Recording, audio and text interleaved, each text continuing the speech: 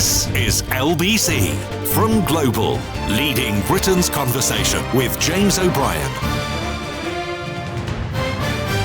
Morning, 3 minutes after 10 is the time. I hope you had a splendid weekend. Can I give you a quick heads up about something that may pop up a little later in the programme?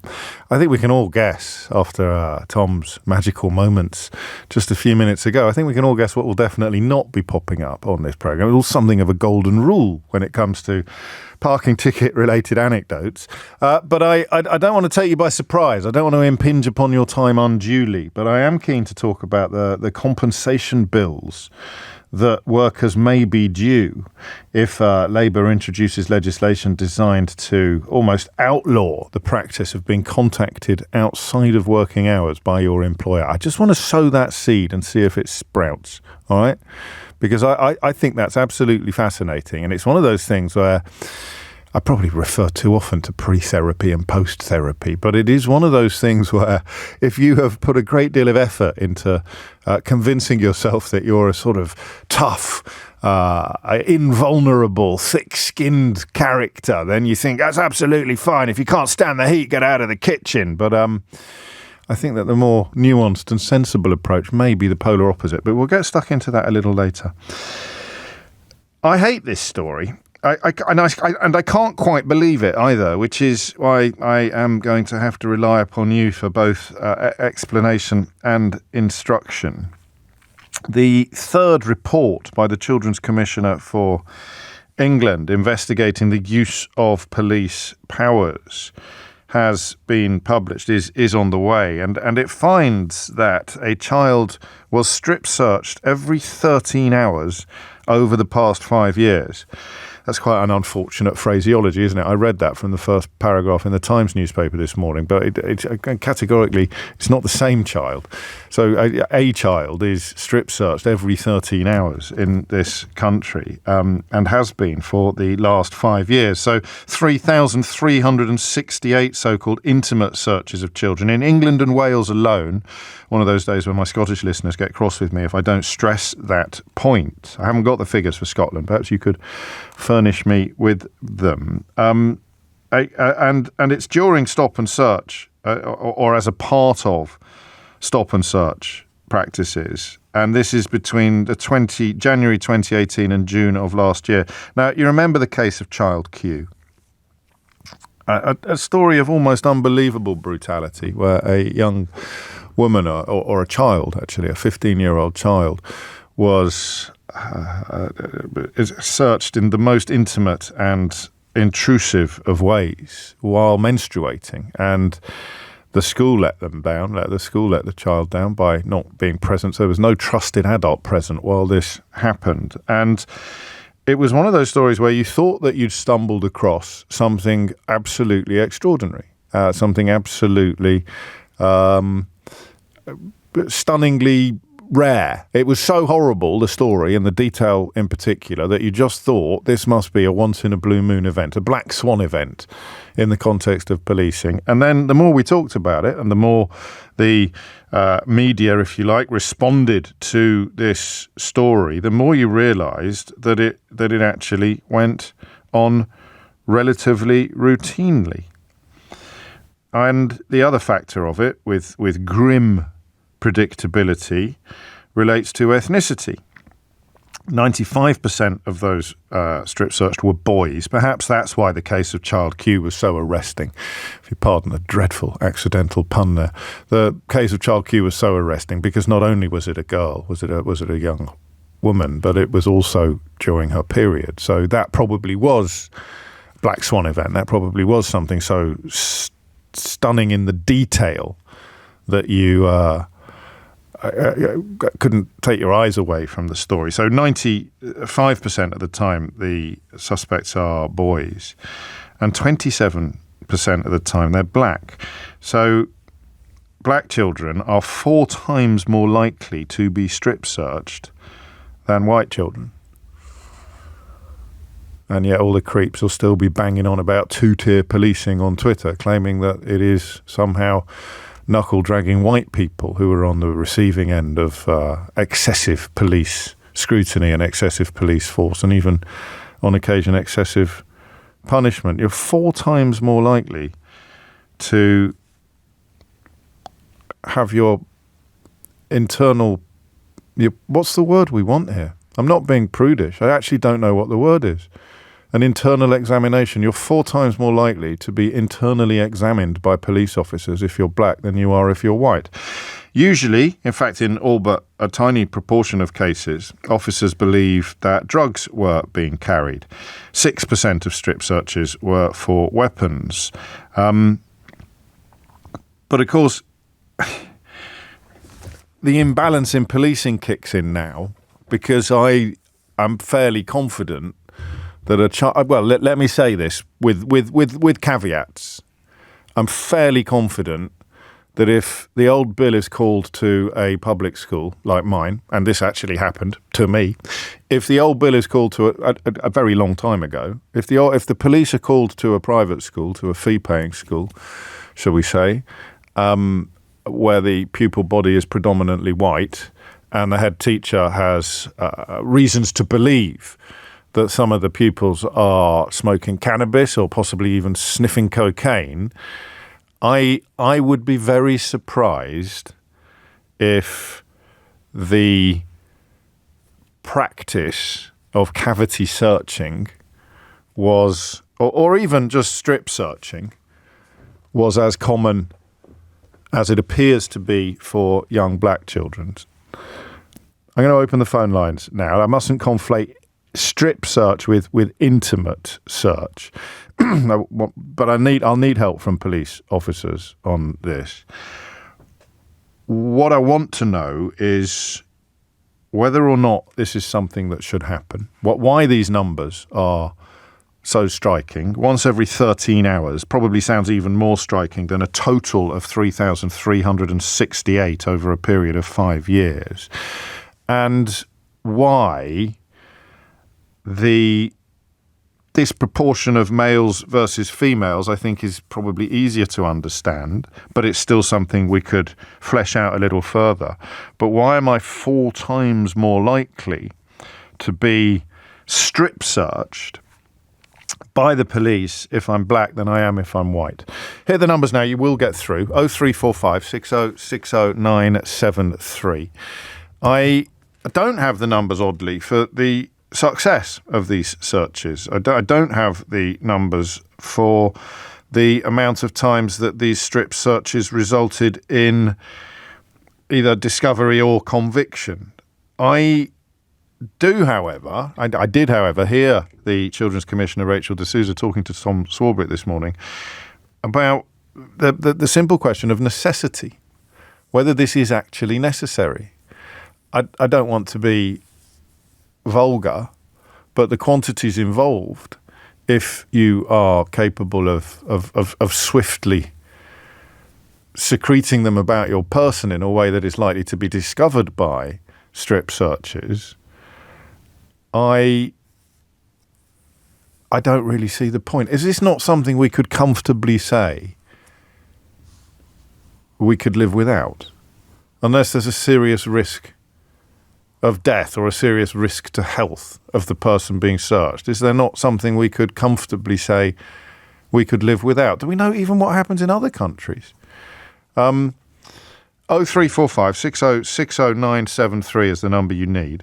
The question really is about strip searches carried out on children, the desirability stroke necessity of the practice, and the disproportion, that the likelihood that the massively disproportionate number of black children being searched in this way is not reflective of disproportionate incidents of crime among ethnic minorities. Because I would bet the house on this not happening at a school like the one I went to. When Humberside Drug Squad turned up at my school, I don't think it crossed anybody's mind, admittedly 35 years ago, it didn't cross anybody's mind that we would be stripped naked to establish whether or not we had any drugs on us. Let me absolutely clarify the difference between... See, that's why I got distracted by the Child Q story, which was an intimate search. That is not the same as a strip search. We'll wait for the police to clarify this for us even more in a helpful in a helpful manner. But even then, the idea of being rendered naked and the notion of it being 4 times more likely to happen to you if you're black is something that I really want to unpick. There are, if you like, green shoots of progress is the phrase that the Children's Commissioner uses in how the police carry out and record strip searches on children. I am cautiously optimistic, she says, about the potential to overcome entrenched systemic challenges. So there immediately is a dismissal of the idea that this is a necessary response to potential criminality. When you talk about entrenched systemic responses, challenges, entrenched systemic challenges, you're talking about an institutional problem that probably explains the disproportionate incidence of black children being searched in this way.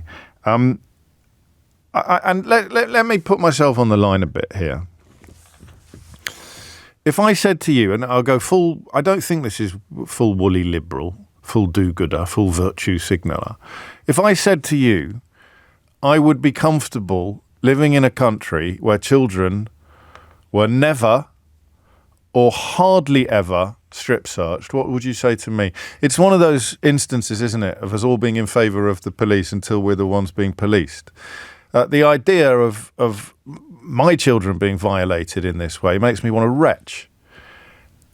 And I would hope that you would feel the same about your children. And therefore, theoretically, we should feel the same about all children. What do you say to me when I say to you, I'd be comfortable living in a country where this never happens? Let's just clarify exactly what it is that we're talking about with Rachel D'Souza, talking to Tom Swarbrick earlier today.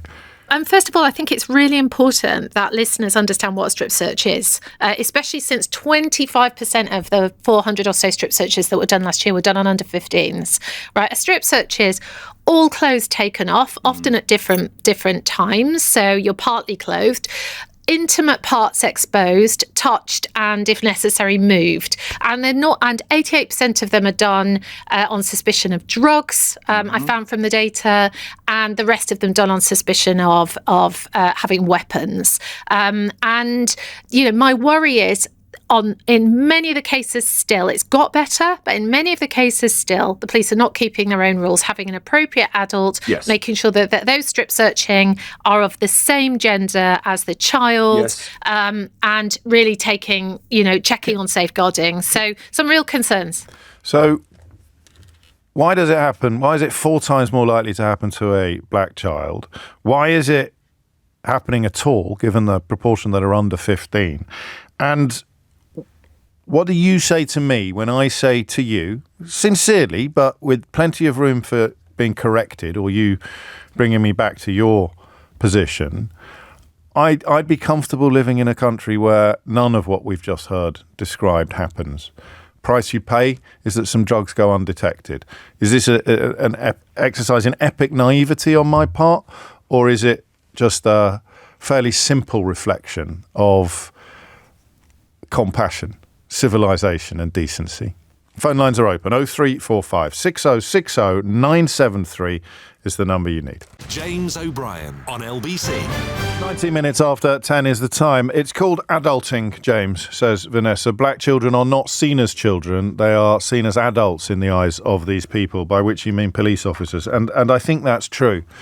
I suppose adulting, in a way, it's a form of racism, but it's preferable to overt racism, he says, deploying white privilege at a weapons-grade level. But that might explain why I think this is much less likely to happen to white children than to black children. I also want to know what it's like.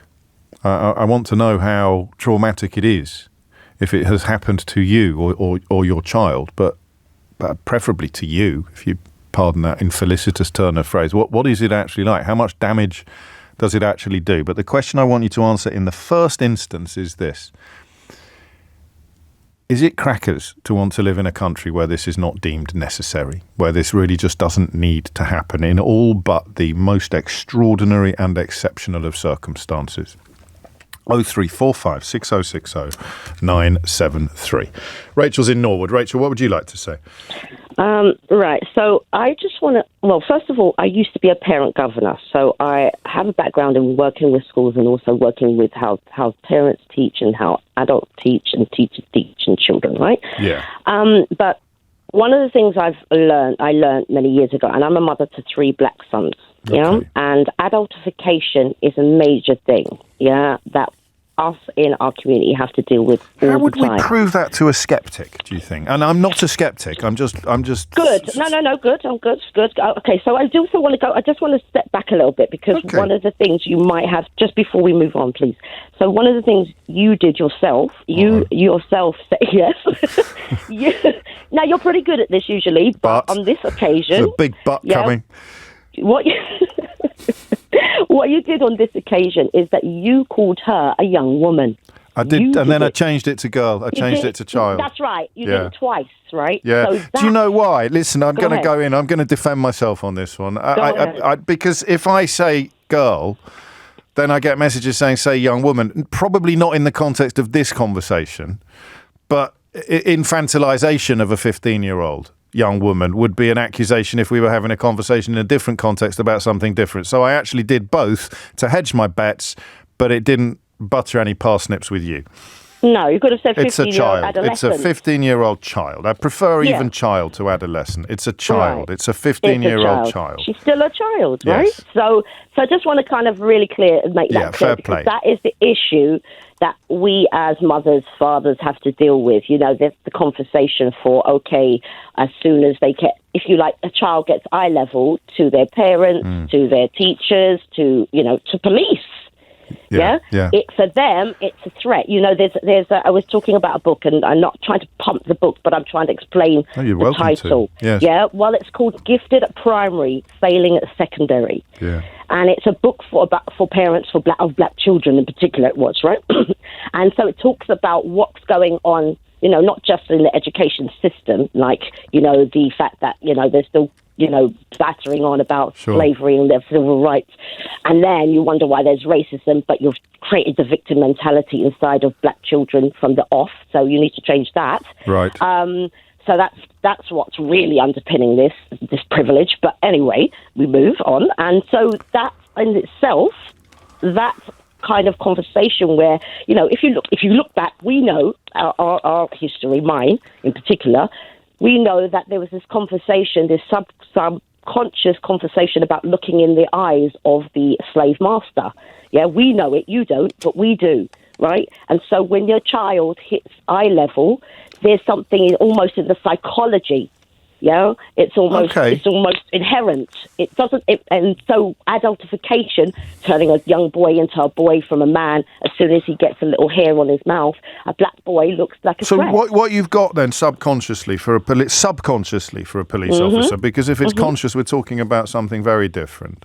Sure. Subconsciously, if I were a police officer, I would see 2 15-year-olds, and I'd somehow subconsciously think the black one was older than the white one. Yes, well done. And that would explain why I might be tempted to deploy an invasive tactic like this with a black 15-year-old boy, whereas I would only do it with an obviously adult white suspect. Well done. Correct. How would you prove that to someone with reference to sort of modern reality rather? Well, when they talk about microaggressions, yes, there's also that unconscious bias, and it comes back to cultural competence. But that's what I mean by that's what I mean by proving it, because you're explaining it with a rich frame of cultural and historical reference. But imagine it was me. Imagine I was this police officer. Right. How would you prove to me that I was actually doing that when I didn't realise? Well, that's the conversation. You see, it's not for me, no offence, but it's really, this is the conversation that black people also have about having to explain everything to people who are not of our colour. Do the work. Now, one of the things I do actually is that I am one of But the coppers aren't. I'm sorry to interrupt you. The coppers aren't doing the work. The police officers aren't doing the work, because they don't know that the work is necessary. So I'm going to stick. I have faith in my question, even though you dismissed it very. You dismissed it very charmingly. Hang on a minute. You have to establish what the challenge is before you can tell people to do the work. And so the challenge is, I am treating people differently according to their skin colour, and it is as a consequence of a process called, somewhat euphemistically, called adulting. How do you actually prove that to someone? Okay, so it's not a case. It's not about the proving at this point. It's about doing. Look, okay, give you an example. Yeah. Let me finish, please. So I've done consultation for the National Institute of Health and Research, and one of the things I did with them is help rewrite their framework for cultural competence. Okay, so one of the things that they did is they did a lot of consultation with the community. Yeah, they had conversations with, okay, what's happening in, when they talk about medical racism, what's happening there? Why are people disproportionately given this amount of care or that amount of care? And it is the same process. Go to them. Yeah, that's the tip. It's the I have. I've read up on that. That's the idea that a black woman is somehow more physically robust than a white woman, so she's going to need less. She's going to need less care in a birthing environment, and the midwife, including sometimes black midwives, will not be as attentive as they would be with a white woman. And you're absolutely right to throw that historical reference all the way back to slavery. But I don't know if the word help is right. But that police officer there, who is currently more likely to strip search a 15-year-old black girl than a 15-year-old white girl, or a 15-year-old black boy than a 15-year-old white boy, tell him what he's doing wrong in a way that will make him reflect and, to use your own phrase, do the work. It's about empathy, basic empathy. If that is your child. If that was your child. There it is. That saying, don't give what you don't want. Yeah, I think, and that's why I've tried to frame this conversation as a conversation about living in a country where we don't strip search children. Full stop. All children. Yeah. Any child. Thank you, Rachel. Personal experience of it, of course, currently missing from this analysis, and I think that to take Rachel's advice and deploy empathy, imagine it was you. So I have been interviewed by drug officers as an 18-year-old, so technically an adult, although still entitled to have of course you're entitled to have an adult present. You can have a lawyer with you if you want. If during that process I had been stripped, if I had been, to use the Children's Commissioner's phrase, if my intimate parts had been exposed, I think the trauma of that memory would be 100 times worse than it is now. But I don't know. I just think that the blaseness sometimes, but perhaps as a consequence of institutional racism or of adulting, the blaseness with which we talk about 15-year-old boys being strip searched, 4 times more likely to be so than if they're black than if they're white, completely overlooks what a humiliating experience that must be. And Phil makes a brilliant point. He points out that you can't separate this from the county lines phenomenon, where young and vulnerable children are being groomed into these situations up and down the country. They are, if you like, committing crimes through coercion or grooming. In many cases, they'll be absolutely terrified of the people who have put them to work, and the police are coming in and brutalising them in a hideous way, which means that they have absolutely nowhere to turn. I think Phil's right. I think that's a relevant part of the conversation. I'll take calls from police officers on this, but only if you're going to address the reality of what is happening in this country, or in England and Wales, every 13 hours. Every 13 hours, a child is strip searched. So you can only really helpfully contribute as a police officer if you can tell me why this is happening, how this is happening, and why it's 4 times more likely to happen to black children. 0345 6060 973 is the number you need. It's 10:30. James O'Brien on LBC. It is 33 minutes after 10. You're listening to James O'Brien on LBC. Quite a few of you, as a consequence of Rachel's contribution.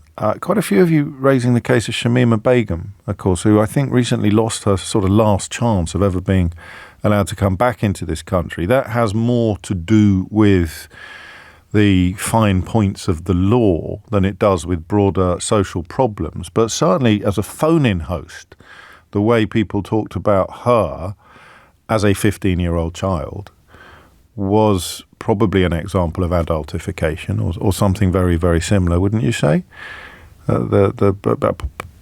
Possibly as a consequence of her professed religion, the idea that she deserved to be treated like a fully responsible adult when it came to punishment was certainly very, very popular in a way that perhaps it wouldn't have been if it were a 15-year-old white schoolgirl who had been groomed and trafficked and delivered to ISIS, quotes, consenting, end quotes.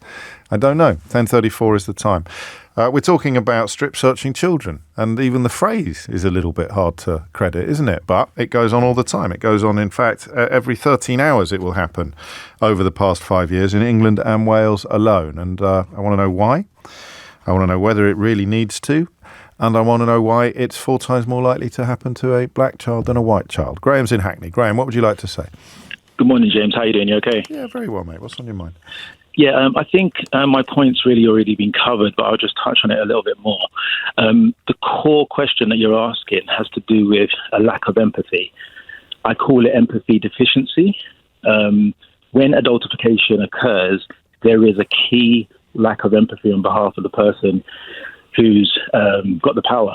Really. So this is almost, I know it's numbers, isn't it? So we would all find it easier. We would think we'd all find it easier to feel compassion or empathy for a child than an adult, right? We think, for example, to coin a phrase, children are much more easily led astray than adults. And what this story is telling us, and what you and Rachel are telling me, is that is in deficit when it comes to children of colour. That's why the Shamima Begum example is probably quite helpful, actually, although it's of a very different order to this story. It's about the attitude of adults, whatever their ethnicity, to black children as opposed to white children. Yeah, because if you don't, and it's to do with care, if you don't care for that child, if you don't care for how your strip search or how you're holding a child's hand up behind its back. I've done a lot of work with, I can't go into too much detail, but I've done work with the Met Police in terms of, they recently had a stop and search youth charter where they got young people to actually help write a new charter as to how they wanted to be treated by the police when it came to stop and search. And empathy came up constantly amongst young people. They wanted to just be treated like an actual human. They wanted to be treated like they cared, like they mattered. And so if that 47-year-old officer who has a 15-year-old child, and if that officer happens to be white, unless that officer is able to place on that 15-year-old black boy the same level of empathy that he would to his 15-year-old child, there's going to be a problem. And what occurs is there's normally the complete opposite. They treat that 15-year-old black boy similar to what Rachel said. If they've got especially if they've got some whiskers, they've got a little beard, and they've got a little bit of a frown, they treat them like a 47-year-old man. And what you have is just a overhandedness, a lack of empathy, a rawness, a coarseness, and anger just increases more anger because you're treating me like someone who I shouldn't be, and so that aggression adds to the perception of adulthood. Of course, 100%, because the adultification is you are treating me like an adult, and so the young people almost feel like they have to act like an adult in order to actually respond to someone being treated, being treated like an adult. I mean, you might be on the verge of tears and desperate for your mummy, but you're not going to say that in the context. You're probably not going to say that even if the police are treating you with empathy and respect, but you're a million times not going to say it if the police are treating you as if you're guilty until proven innocent, and now you're going to have to drop your trousers and prove it to me. You hit the nail on the head, though, James, because rather than calling for your mummy and actually crying, what normally happens is they end up, swearing and getting angry and showing their fear and their terror of being treated in this way with insults that further just exacerbate the situation. and make the officer feel he was probably right to come in exactly in a heavy-handed fashion in the first place. I was struck by how many of the rioters in the Farage riots who've ended up in court have ended up bursting into tears in court and actually being able to display that kind of vulnerability and in ways that probably wouldn't happen if they'd been brutalised in the way that you describe. Absolutely. My final point, James, would just be, of course. If at the core of an officer's role and job was to de-escalate, and if de-escalation was the point, I mean, if at the heart of it, if they could always work to de-escalate rather than escalate, and obviously if you're holding a 15-year-old child up, if you're putting them in handcuffs, you're putting them in the back of the seat, back of the car without reading them rights or treating them properly, you're escalating. And if you're strip searching a 15-year-old child without proof and without someone being there, if you're doing it just like in general, because you shouldn't have the right to do it. They're not going to turn up. Here's the question, right? 10 old Etonians caught in Slough smoking weed around the back of a pub. How many of them are going to be strip searched? Whatever colour they are, to be honest, because as ever with racism, class is never far away. But 10 lads from a school like mine, 10 people suspected of having some drugs hidden about their person. What is the likelihood? Dad's a lawyer, dad's this, dad's the other. What is the likelihood of that happening, of them being compelled to, what was the phrase that the Children's Commissioner used, to move their intimate parts during a search? 10:39 is the time. Graham, thank you. Andrew's in Southwark. Andrew, what made you pick up the phone? Hi, really. Good morning, James. Hello. Really, two points, really, although a third one has now risen from your last caller. The first thing is the adultification of children, and that's briefly been touched on. Yeah. So you look at the way Shamima Begum has been treated as a 15-year-old and not seen as a victim in any sense, and you look at the way in which other people, much older, I can think of the university student in Oxford who stabbed her boyfriend, and the judge had nothing but empathy for her, and how the medical student and how it might affect her career going forward. That was a remarkable case, and we're not anti-empathy. We just want it to be a little bit more equally applied. Yes, I think the better example, and Joe's reminded me of this. I'll give you plenty of time to talk, Andrew. Don't worry. But while this is fresh in my mind, Joe's been in touch to say Shamima Begum wasn't trafficked to ISIS, though. She stole money from her parents, bought her own plane ticket, and travelled voluntarily. I don't care if someone is white, brown, or even bright green. She was old enough to be criminally responsible for joining a terrorist group. And of course, the victims of the grooming gangs in the north of England, the grooming gangs of predominantly Pakistani origin, one of the reasons why those cases went uninvestigated or not properly investigated for so long was because people in authority thought that underage children were, to use Joe's language, perfectly capable of making these choices, perfectly capable of being responsible. So it's the inequality of application, isn't it? Yes, absolutely. The second brief point, and it's coming back on something you just said, that if 10 kids, I can't remember. I'm pretty sure that 10 old Etonians caught, maybe not even smoking cannabis, maybe suspected of being doing cocaine in the toilets, I'm fairly confident they wouldn't be stripped. I could be wrong. Maybe we'll get a call from an old Etonian. You're right. No, I think you're right. But not if they were all black. Not if they were all black. If they were all black, they would be treated very differently. But the third point really is this, and the most important one, the adultification of black children is not something that's new. It's been something that's been going on for decades. And I am certainly aware of a situation and if I could just tell you this story, it's a very short story. Of course. A situation, it was probably the early 2000s, late 90s, early 2000s. And there was a robbery by some young black children. Right. Off license. It happened very late at night. And the owner chased the group away very, very bravely. And he noticed one of them go into a house not far away. So he called the police and he staked out the house, and the police arrived. And a couple of hours later, 5 black youths come out of the house. Okay, so the police know only one is involved, but they've got to identify which one. Right. So they stop the youths, they arrest them all, no issue. They then make a decision. It's about 2 or 3 o'clock in the morning. Maybe they hadn't recovered the gun, to go into the house and search the house. Again, no issue. And inside the house is mum, a 10-year-old daughter, and her 4-year-old son, who's asleep in a T-shirt and underpants. And they are taken to the police station. Mum is strip-searched in front of her children, and then the children are strip-searched, including the 4-year-old. This is a case you have personal knowledge of? Yes. What reason would be given for strip-searching the mother? They were looking for a firearm. It was so unlawful. They've hidden, the accusation is your mum has hidden it, or you've hidden it on your young sibling, or on this child, on this 4-year-old. Yeah, presumably. Yeah, sure. Presumably. But you know, the fact is, this 4-year-old was wearing a T-shirt and underpants, and they were looking for a firearm, and they had him remove his clothes at 3 o'clock in the morning. So this is not a new phenomenon. This is something that's been going on for decades.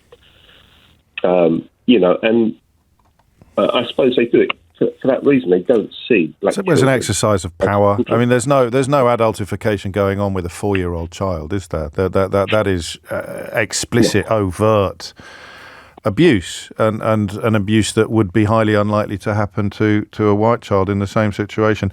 We'll never find out your response to the 10 black Etonians being suspected of having drugs about their person, because it has almost certainly never happened. But I would like to pin down the class element of this as much as the race element, albeit that it is a secondary consideration. Thank you, Andrew.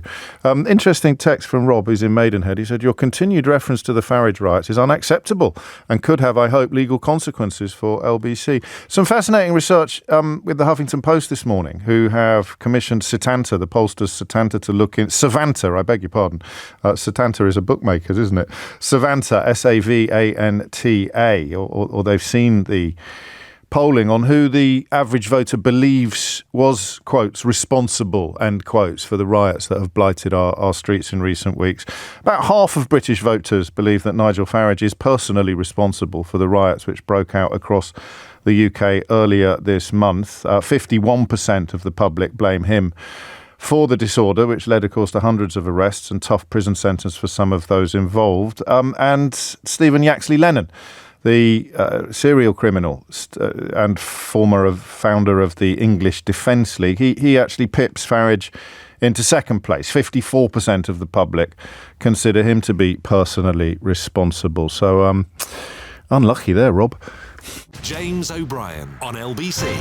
Prisons are increasingly using body scanning techniques instead of strip searches. So, even if you were worried about criminality going undetected, the technology should really have overtaken the practice of strip searching children by now. And speaking of prisons, John Podmore, regular contributor to LBC, is a former governor, as you may know, of Belmarsh and Brixton Prison and Swaleside Prison. He's been in touch to say children subjected to life-changing trauma to allegedly look for a substance which is legal in most of the USA and increasingly elsewhere. That puts a slightly different perspective on things as well, doesn't it? 10:48 is the time.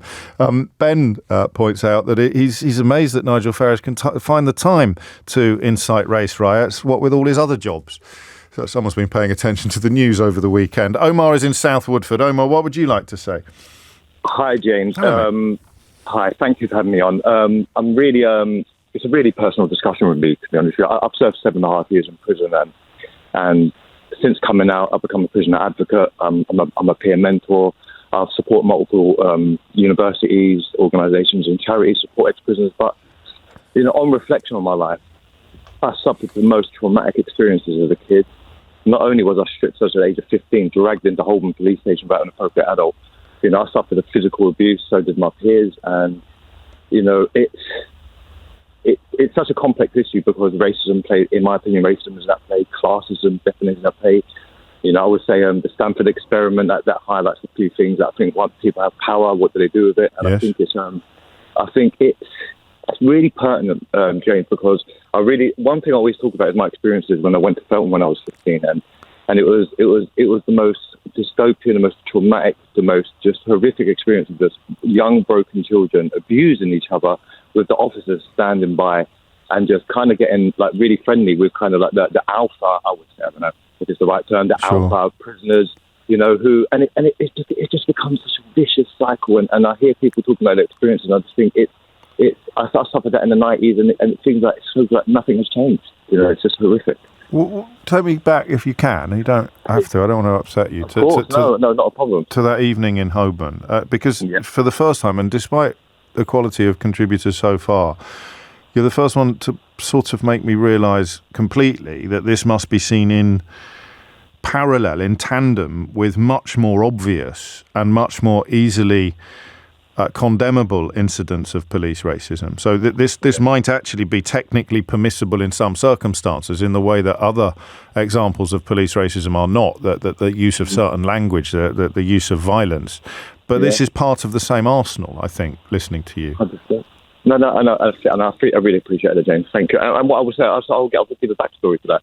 Yeah. You know, I was up to no good. Sure. You know, I was a little terror, and I was mouthy. And I remember I was walking back from Sarandon, going to where I lived in Holborn, and I was not far from the Holborn police station. The van pulled up to me, and actually I got stopped 3 times en route, actually. So on the 3rd time they stopped me, and then that time I think they just had enough. They dragged me into the back of the van. And I think I said, to be honest with you, I think what triggered them is some of the most idiotic thing. I think I said something negative about the Queen or something a 15-year-old about the Queen. About the Queen, right? Honestly, something. You're trying to get a reaction. You're trying to wind up. Yeah, I was trying to get a reaction, and just stupid. Yeah, they dragged me into the police station. They strip searched me. It was absolutely humiliating. And prior to that, I was strangled in the police cell by a police officer, and I always was scared going in there, thinking actually, I didn't know what could happen. So when that happened, I didn't know what, thoughts were running through my head. I was released. I told my mum about it, and I come from a dysfunctional family. We had a few problems, and it's no one's fault. It is what it is. But thankfully, she went to my solicitor, and I was going through. I was trying to get some legal. You're trying to get some. I don't know. Trying to do something with it. But unfortunately, I went on the run, committed more crime. I went on the run, and that just got swept under the rug. But it's honestly. But see, when I become an adult, James, none of that ever happened to me. I was treated with respect, but the women around me were treated with like. Sorry for swearing. Were treated like crap, and the kids were just treated with utter abuse and utter disregard. Why did you break the cycle? Because you described the situation in Feltham, and you've come out determined to help other people in that situation. Yeah. The environment you described would make it more likely that you'd sink further into reoffending and recidivism, and you'd be sort of neck up to you. And that's why we know that. What broke the cycle for you? Do you know what it is, James? Thank you. Asked that. It was. I was at a Rubicon, and I was either going to go head first so deep into it I would never come back again, or I decided to change. And thankfully, serendipity came involved. And when I came into prison in Exeter, I got convicted for 8 years for a crime of commercial robbery on the jewelry shop. So when I first went into prison, the first job that I got was a foreign national rep, a black minority and ethnic rep. And Exeter didn't have many ethnic minority prisoners in there. So I really loved that work, to be honest, James. I really loved the work, and I fell in love with helping people. I gravitated towards, throughout that 4 years, I gravitated towards roles that were reflective upon that. But to be honest, you know what changed me, James? And you're going to love this. I know you're going to love this. It's reading. It's reading books. I read books, and I fell in love with the world. My value system changed beyond what I loved in the criminal world. I understood I had more to give to the world. I know it sounds cliche, but honestly, it doesn't sound cliche. But when I came out of prison, I was dead set on committing crime again. But then serendipity raised her head again. I met my most amazing partner, who's a teacher, who's also a special needs teacher. I think she can understand the backstory of what I was coming with. And then I fell in love with her. We fell in love with each other. I became a father for the first time. And, I went to university, got a degree in business management, entrepreneurship, but then hit the biggest brick wall of having a criminal record. Felt really utter despair. One, I'm not a criminal no more, so I don't have access to free money. Right. I got the responsibility of being a father. But then I came across a charity called Project Remake. And that was a platform that allowed me to showcase my talents, who I am. And it's been, downhill since then. I'm a social value manager for Capita right now. I support, many organisations and charities. I work with many universities. I hear you.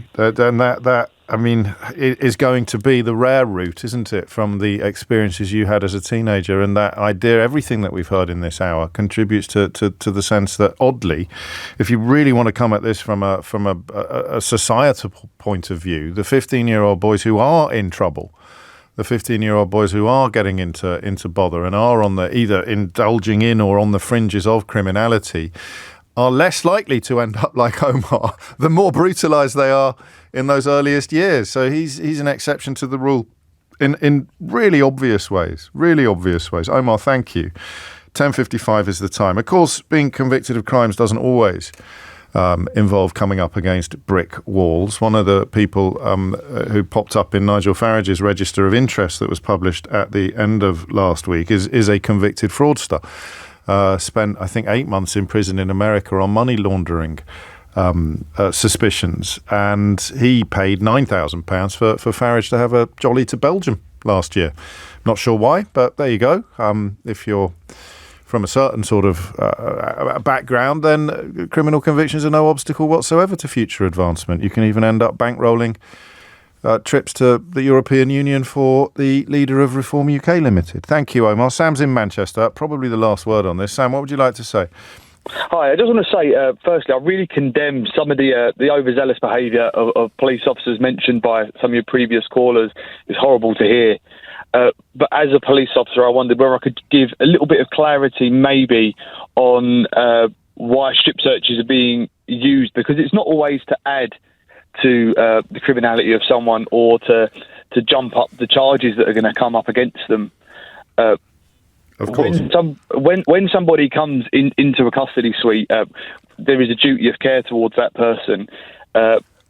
And if they've been strip searched, it's highly likely due to it being a possession with intent to supply and not just a case of possession.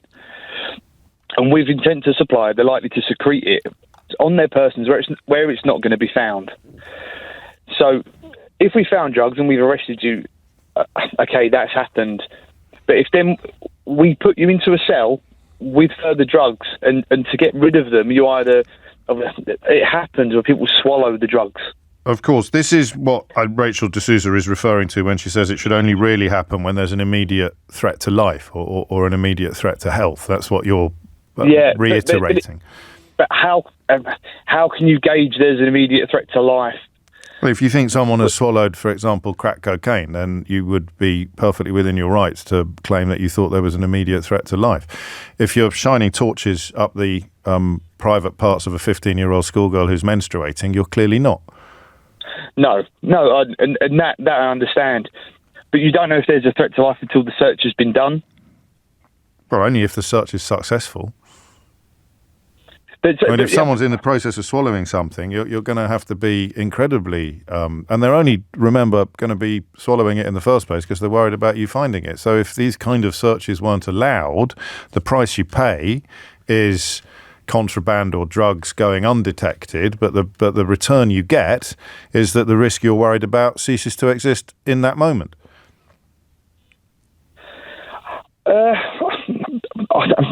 There have been occasions, and there have been quite a few occasions, where they haven't been searched properly and the drugs have been swallowed. Yes, but if there was no prospect of being searched intimately, there'd be no need to swallow the drugs in the first place. That's why I say it's a trade-off. It's a utilitarian trade-off between, you get lucky, you find it in someone's bag or pocket or about their person or in their sock, but the trade-off is that because they don't feel compelled to have to swallow it, the risk you're worried about, the risk you're using to justify the entire practice of strip searching children ceases to exist in that moment. There are occasions where if they've got the chance to swallow them and they've been in their cell, the likelihood is they weren't going to be strip searched. You wouldn't be left alone to then be strip searched at a later point. Right. So why would they swallow it then? Yeah, exactly. It's a question. It's a question. I don't think you're allowed to say exactly in this point. This is my theoretical universe in which there's no need to strip search them, and therefore they wouldn't. It's the fear of being strip searched, Sam, that makes them swallow the drugs. We can both agree about that. Yeah, I completely agree. So you can say to me, they didn't need to worry about it, but it sounds a little bit flat. That really. To everybody. No, but it does happen. If they're put into a cell and they're left alone, they're not going to be strip searched, because at that point you've lost your justification for a strip search. Okay, so you need to explain that to them, and then you'll know you'll be confident that they're not going to try to swallow anything. Of course, the job that you do is nowhere near as simple as we can make it sound during these conversations. Thank you for your contributions.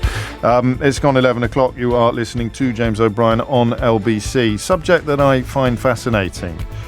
Back in the news today after a non-executive NHS England director argued that we have too much mental health awareness, that there are difficulties coping with current levels of demand, and therefore we should stop promoting awareness of mental illness and possibly, we dig into his words a little further, stop diagnosing it as well. James O'Brien on LBC.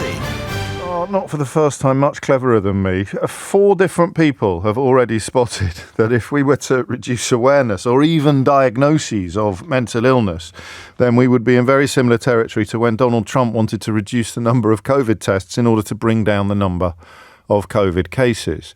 However, I have to keep in sight the person that I used to be for 2 reasons. Number one, it's instructive, and there's no point having a mind if you're incapable of changing it. And number 2, you could always change back. Just because you think you were wrong 10 years ago doesn't mean you're right today. You could be wrong today. You could be wrong 10 years ago and wrong today. Or you could be wrong 10 years ago and right today. Or you could have been right 10 years ago and wrong today. But you'd take my point. Certainty is a fluid human condition. But I like these 2 stories in conjunction with each other, actually, because what you have is a non-executive NHS England director who I think may have been slightly misreported, talking about why it might be unhelpful to classify or to record mental disorders when they are A, not that serious, and B, you're not likely to get much help with them, given that the demands the NHS is currently facing. I don't know about that. I mean, the second bit is just true, but just because you can't get the help that you may need doesn't really mean you should be made less aware of the fact that you need help. Because the other story that's appeared today in a similar space, this was in the Sunday Times yesterday, I think, or the Times early today, eating disorders in children have doubled in the last 8 years. I don't know if you've ever had to deal with an eating disorder with a child, either your child or a loved one's child. It is unthinkably awful. The powerlessness that parents feel is off the charts. And yet, to take the logic of the first story, the mental health awareness not beneficial when NHS can't cope, and apply it to the second story, you would end up arguing there's no point diagnosing eating disorders because, look, the number of diagnoses has doubled over the last 8 years and the access to treatment is worse than it's ever been, some waiting more than a year for treatment. In other words, you don't get rid of the problem by saying let's stop talking about the problem or let's stop identifying the problem. What I don't know, though, is this. When we hear that a quarter of young people, Generation Z, describe themselves as having long-term mental health conditions, the average for all adults is about 8. And what Sir Simon Wesley has done is visit medical schools and speak to students. So this is anecdotal, but from somebody authoritative. And when he spoke to 40 different groups of students from this cohort, from the so-called Generation Z, or Generation Z, if you're American. Is it Generation Z in America? I presume. Anyway, he found that when you push them a bit, his words, they weren't talking about the kind of disorders that we're talking about, depression, anxiety, and so on. They were talking about loneliness, homesickness, exam stress, academic pressure, and concerns about climate change, which we probably wouldn't really classify as mental disorders because they don't really respond to the kind of psychological treatments we give. So what is anxiety then in his world? If being, I would use the word, disproportionately worried about stress, loneliness, exam results, climate change, surely the decision on whether or not somebody has anxiety in a medical sense isn't based on what they're anxious about. It's based on how crippling their anxiety can be. So rather than saying, what is it that you're anxious about or what is it that you're depressed about, surely, and look, he's the professor, not me. Surely you say, well, how is this impacting on your life? They say, I can't get out of bed and I'm frightened of everything. I am in a state of almost constant fear. Sometimes it's an unspecifiable fear. So sometimes I literally couldn't tell you what I'm scared of, but I am paralyzed with fear and terror. And to turn around to that person and say you don't have a mental health disorder in the traditional sense, because I'm not sure that this would really respond to the kind of psychological treatments we give, strikes me at first glance, and I've given you as many of his quotes as I can, as incredibly unhelpful and possibly rather arrogant. But as I say, he's the professor. I'm not. The conclusion he arrives at is that this is also driving up demand. The fact that young people are dramatically more likely to talk about mental health than those before them. It's also driving up demand, which the NHS is not set up to meet. Therefore, this is the conclusion, continuing mental health awareness may not be as beneficial as it was 10, 20, 30 years ago. There are fears, I read in the Times, that doctors are over-diagnosing the conditions because diagnoses have risen sharply. Depression and anxiety, in particular, between 2000 and 2010, went up exponentially. ADHD and autism referrals have risen fivefold since the pandemic. Do you know what I always think of during these conversations? I always think of dyslexia. If you were at school in the 1950s, there was no such thing as dyslexia. Give or take a few vanishingly rare examples, perhaps. I don't even know if it had been given that name at that point. And now, of course, dyslexia is a widely understood and frequently diagnosed condition. So does that mean that we've worked too hard to identify and understand dyslexia? Or does it just mean that an awful lot of people struggled with burdens that society neither recognised nor empathised with? I suspect the same is true of all of the conditions that some people currently find it amusing or helpful to poo-poo. And I can say that because I used to be one of them. I used to be one of the people, and if you've come to this programme relatively recently, you may find this hard to believe. I'd be flattered if you did find it hard to believe. But I used to be one of the people who said, we just called it being naughty in my day. We just called it being naughty in my day. The more you dig into these subjects, the more obnoxious that position becomes. And I can say this because I publicly held it. I looked at the issue of masking, particularly in the context of autism, and the knowledge that you are, what are the best words to use in these contexts? The knowledge that you are not the same as the people around you, but you desperately want to appear as if you are. So the effort that you put into masking will take an enormous toll on your mental health and indeed sometimes your physical health, to the point where you may encounter people who struggle to believe that you have a condition, that you have autism. The relationship between understanding and diagnosis is fascinating to me, absolutely fascinating. And I use dyslexia just as an example, in the same way that no one, I don't think, would argue that eating disorders have doubled in 8 years because we are spending too much time on identifying them and understanding them. And yet it seems to me that this argument is that mental health is rising exponentially among the younger generation because we are spending too much time diagnosing and understanding. But there is a proper conversation to be had here. Dylan says we just haven't reached the levelling out point for mental health. I think he's right. But it's very hard for someone of my age to understand why there is a medicalised explanation for what we would once have called, I suppose, normal feelings. That it is hard. I'm in my very early 50s, and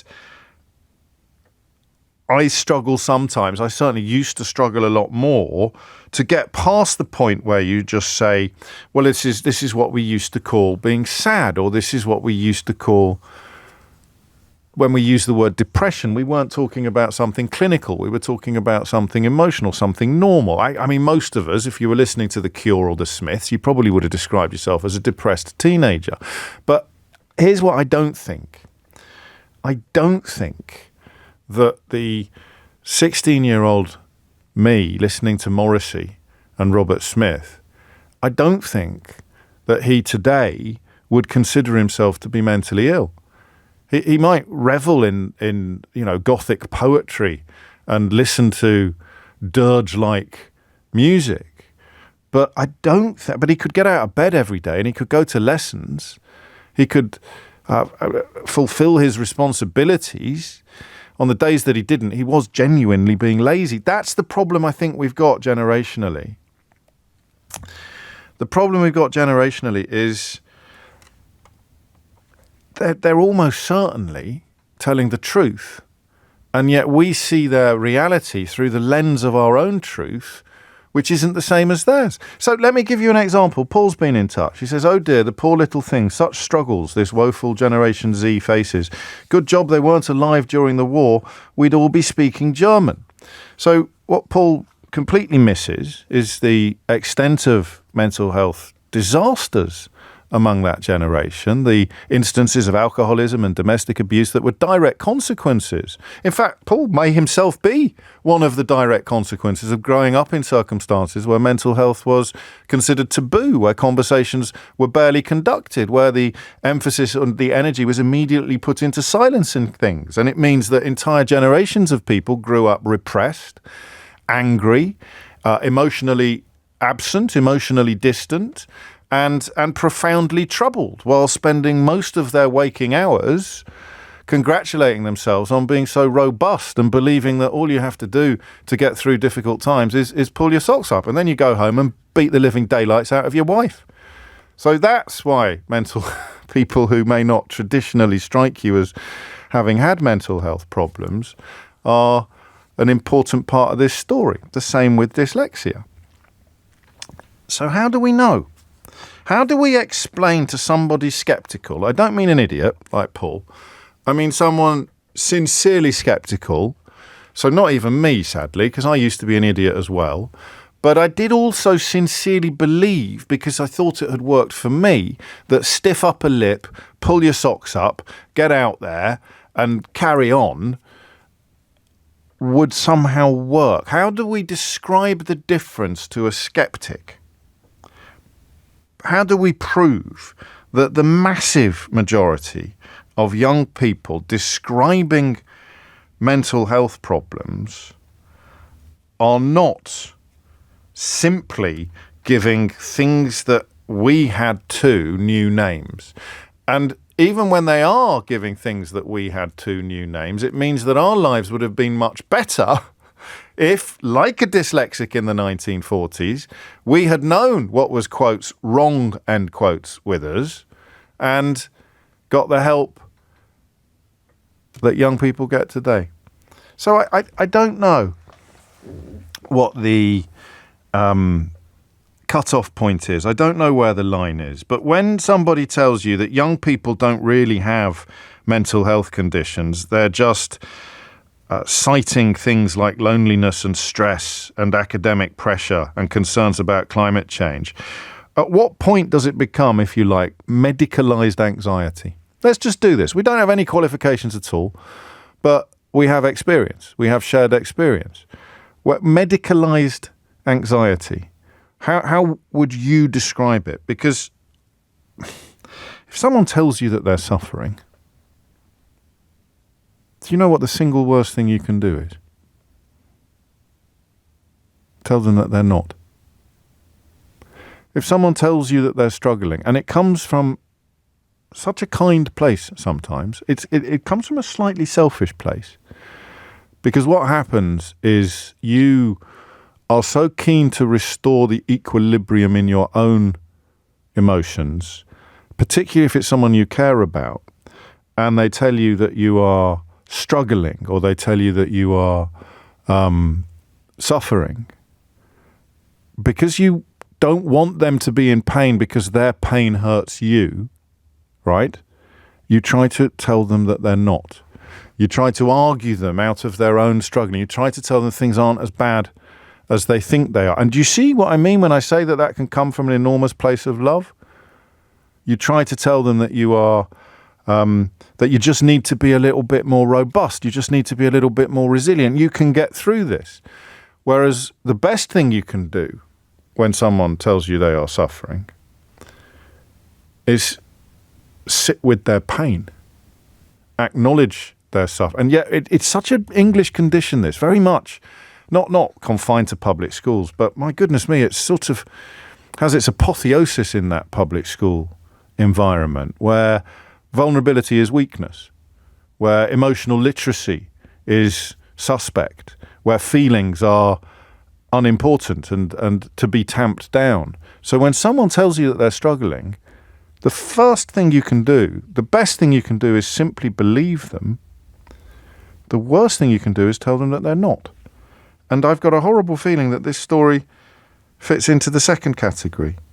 Or when someone tells you that they're struggling, you tell them that this isn't a very big deal. I think that's up to you, isn't it? How big a deal is your mental stress at the moment? Who gets to decide how much you're struggling, me or you? I haven't asked you very simple questions here. I haven't nailed, if you like, the issue, but I've talked in some depth in a way that I hope will encourage you to contribute to the conversation. And I can't wait to hear what you have to say. 0345 6060 973 is the number you need. James O'Brien on LBC. It is 22 minutes after 11. Alex puts it well. So be robust and become a bully. It is extraordinary how many people who espouse the idea that the younger generation is being self-indulgent or that people just need to pull themselves together are actually bullies themselves, whether they realise it or not. And Adrian takes up that point. He says, James, the worst thing you can say to someone is pull yourself together. I was diagnosed with bipolar 25 years ago. And Alan says, again, nail C head. Thank you, Alan. I do my best. Phrases like, what have you got to be anxious about? Or stop worrying all serve to minimise people's experiences. And this from someone who's asked me not to share their name. A message for Paul. I have had mental health issues. I've been to war 3 times. I'm still serving. Saying that if these people were around during the war, we'd all be speaking German is a ridiculous and pointless thing to say. It's a stupid point of view, commonly held by people who have no clue what it takes and how it feels to put a uniform on. Lots of messages coming in. I'll do my best to air as many of them as possible, but I want to get to the phones. Mike is in Stratford-on-Avon. Mike, what would you like to say? Good morning, James. Hello, thanks for having me. You're very welcome. It's interesting that last text you just had there as well, because I too am a veteran of Afghanistan who now works in the mental health sector. Well, it's a good job you weren't around during the war then, otherwise we'd all be speaking German. No. How would I have hacked it, eh? But, in working in the environment I do, I get probably asked the general question of the many questions you've been asking this morning around when is it a genuine issue and when is it just feeling sad. I get asked that almost every day, and it's very difficult to give a very binary answer, and sometimes I feel like I'm copping out by saying, well, it's dependent on the individual and their circumstances, but it really is. On the differences between generations, the first thing I would say is I think that every generation thinks that the generation after them is softer than they were. Yes. I think that's just hardwired into us as human beings. But that aside, when people ask me that question about the resilience of young people, it can be coming from a place of genuine care, actually worrying about their own children. I just ask them to look at the experiences that their children are gaining at a very early age, growing up, that perhaps me, looking at my background, growing up in a little village in Essex of 100 people, would have been protected from.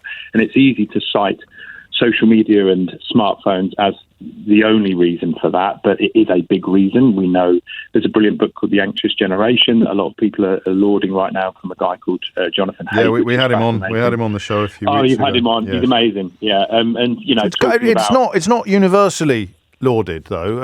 I mean, there has been some pushback and there has been some challenge to some of his theories. He's particularly interested in unregulated social media, but you know, the climate crisis, intergenerational inequality, wage theft, All of these things are, you could argue the logical response to them is what would once have been described as a mental disorder, but is now, I'm thinking of that old joke about I'm not paranoid, they really are out to get me. There are lots of things to be very, very, very anxious about at the moment. Absolutely. And when your attention is turned inward on yourself, predominantly through things like, I sound like I'm banging on about smartphones too much, but it does put our emphasis, things like social media, it does put an emphasis on the self. You think about the way we communicate with other people now, everything that you communicate is up there to see and to turn over. And do people like what I say? Do people not like what I say? It doesn't really lend itself to an internal self-esteem. An internal tumult that is almost impossible for many adults to turn off or to turn down. A pal of mine just got back from holiday and he said to me this morning, he said, I actually managed to zone out for a whole week. And I can't remember the last time I did that. And that's on holiday in a beautiful part of the world. But that is because of these infernal things that we all have in our pockets. Can I ask you something which I don't think you have, well, you probably have thought about before, given how often you're asked the question about where the distinction lies between what you might call sort of traditional feelings and medicalised conditions. How confident are you that?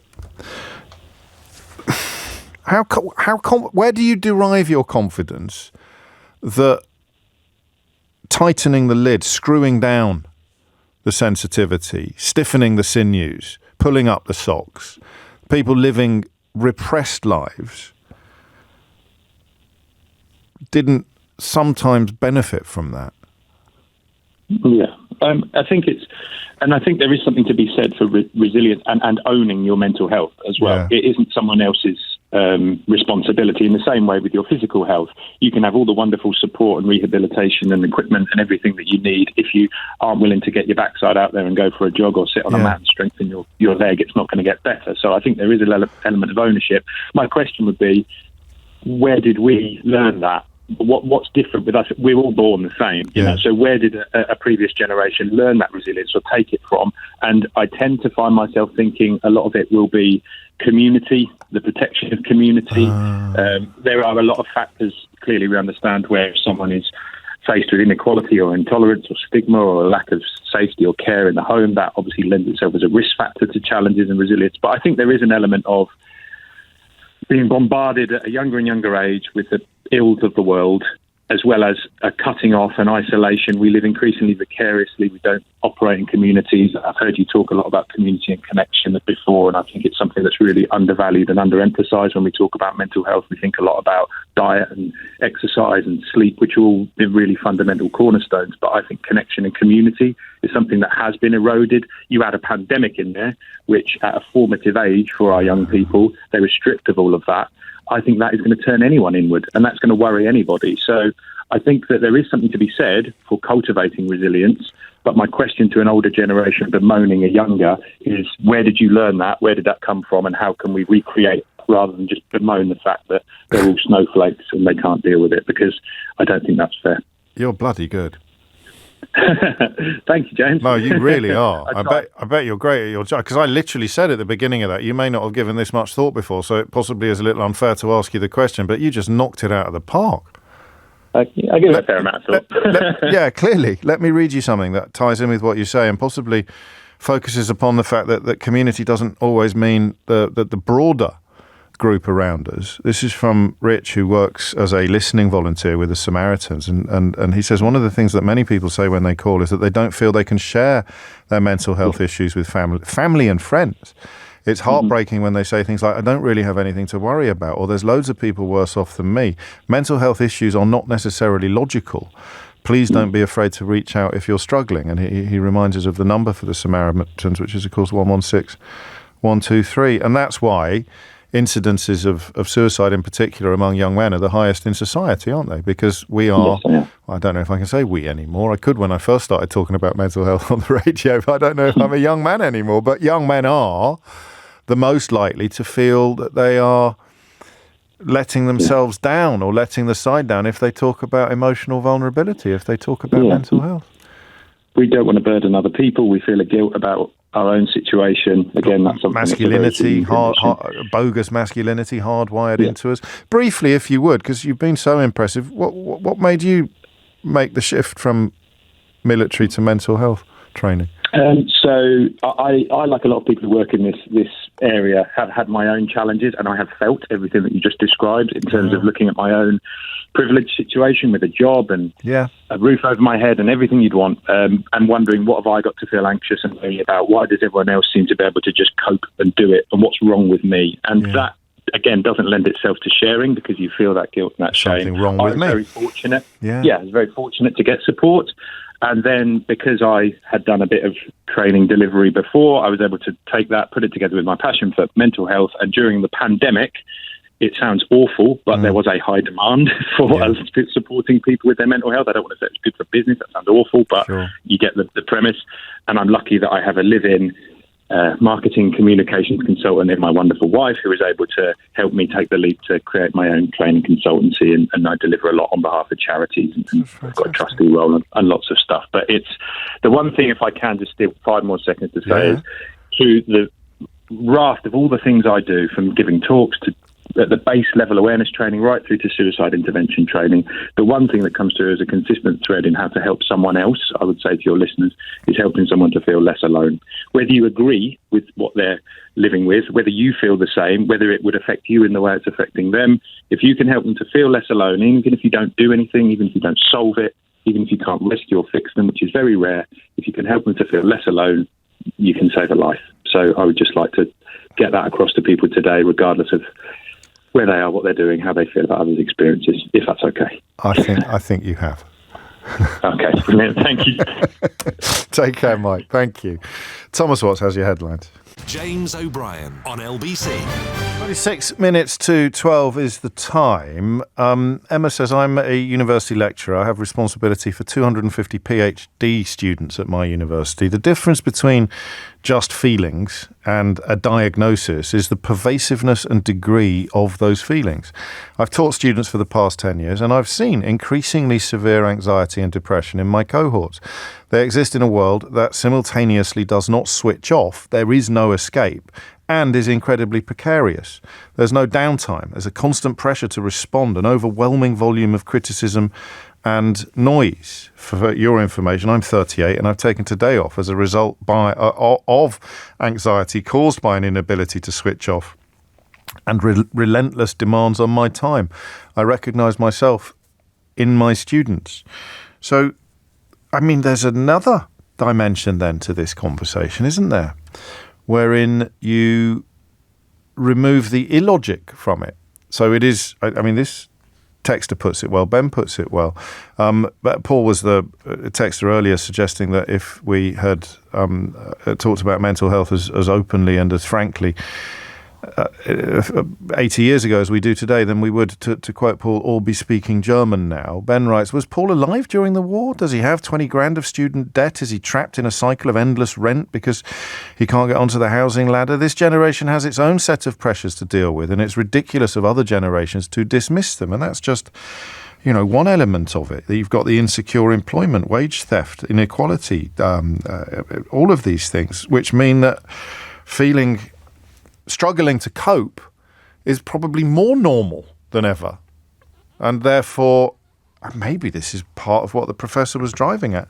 Therefore, there's not much point in, I can't take the next leap. I can't make the next connection. So really struggling to cope is normal, is a normal response to external stimuli. Therefore, we should talk less about mental health.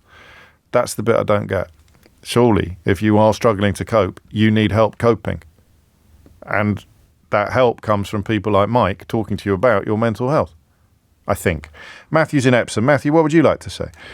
Morning, James. Hello. Thanks for taking my call, and honestly, thank you for the conversations that you have around this subject. They've been really sort of eye-opening over the past few years. Good. I kind of want to come at this from a personal angle. So I'm 27. I kind of straddle that millennial Gen Z divide. Is it Gen Z even for British people, Matthew? Gen Z isn't Gen. That's Gen not Z, a thing at all, is it? I just made that up. Maybe I just keep going to the American, yeah. No, I'm an Anglophile. I'm trying to stick up for the British pronunciation of things, but I sense it's a very lonely battle. So Gen Z it is, henceforth. Gen Z, that's what I've heard more often, yeah. So I kind of straddled that divide. And for me, the the fact that there has been conversation about it for a lot of my sort of time growing up is the reason why I've been able to get the help that I've needed. Yeah. So to give a bit of context, I've been in counselling a couple of times over the sort of my mid-20s, and things got really, really tough for me at the start of this year, to the point where I reached out to my GP and took a different intervention. So I'm now on SSRIs, and they've honestly been the best intervention ever. It's exactly what I needed.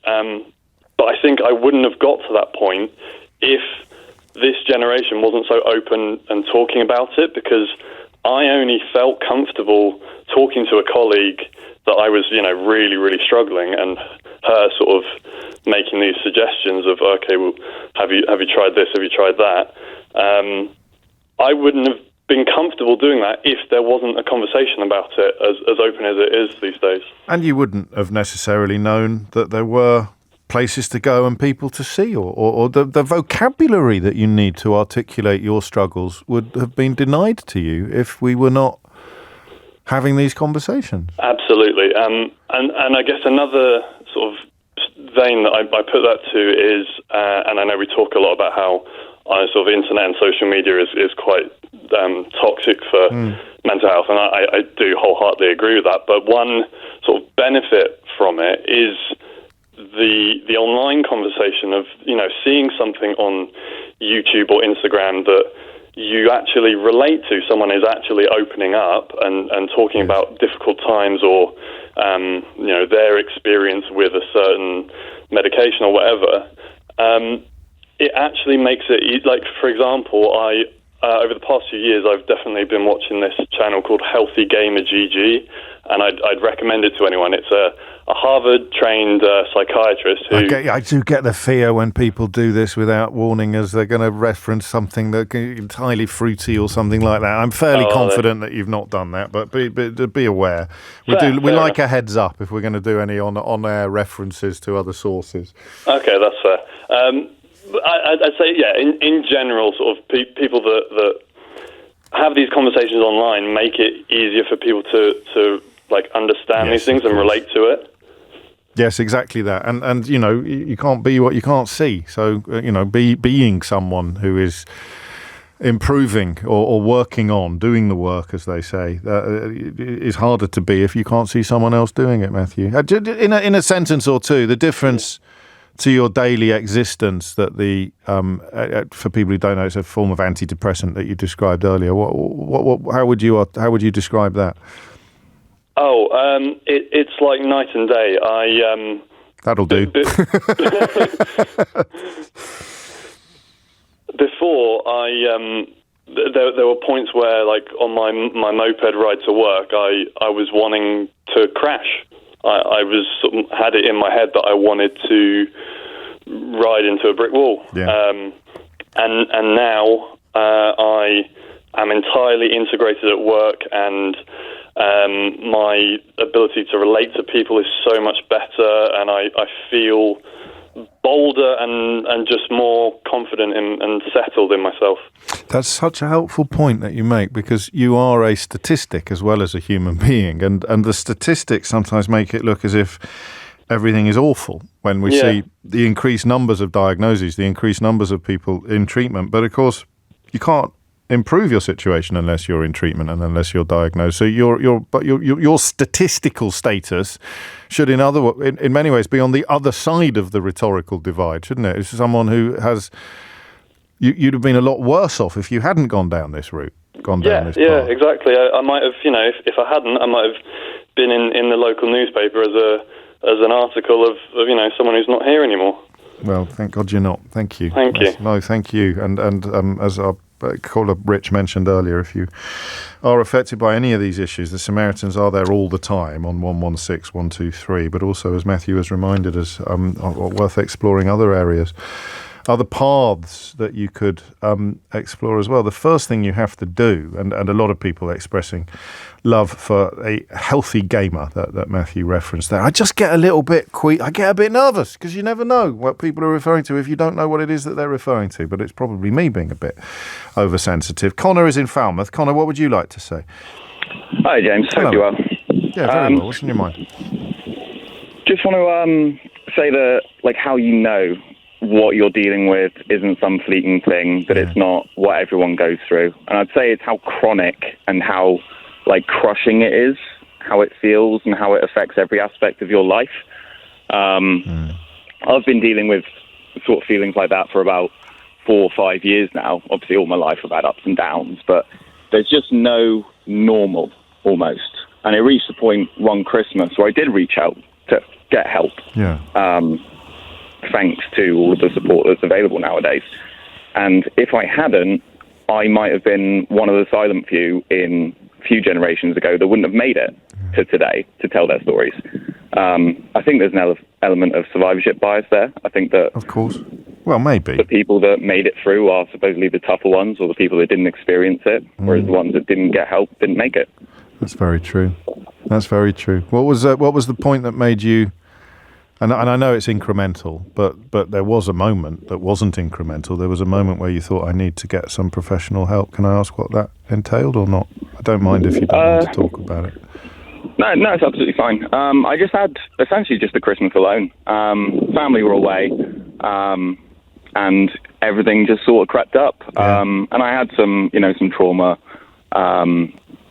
sort of unresolved. And yeah, I couldn't imagine going another week, another 2 weeks, feeling the way that I felt. Yeah. So. And you may have done, but that once that thought is in your head, it's impossible or very, very difficult to get it out again. And people talk, and then the response to that, which I was trying to articulate at the beginning, certainly before I had therapy, my response to you would have been, "Oh, come on, mate, it's not that bad. Come on, you're going to get through this. It's only one Christmas. Next Christmas you'll be..." And that's the last thing that you wanted to hear. This is brilliant, this text here. Thank you, Connor, because this, I really think, cuts to the heart of what I was trying to say earlier. And again, you've asked me not to read out your name, so I won't. My dad was born in 1941. I realise now that he had acute anxiety from childhood onwards, probably not helped by being born on the worst night of the Blitz, but it was never diagnosed or recognised. He was a charming, very intelligent and gifted, but troubled man.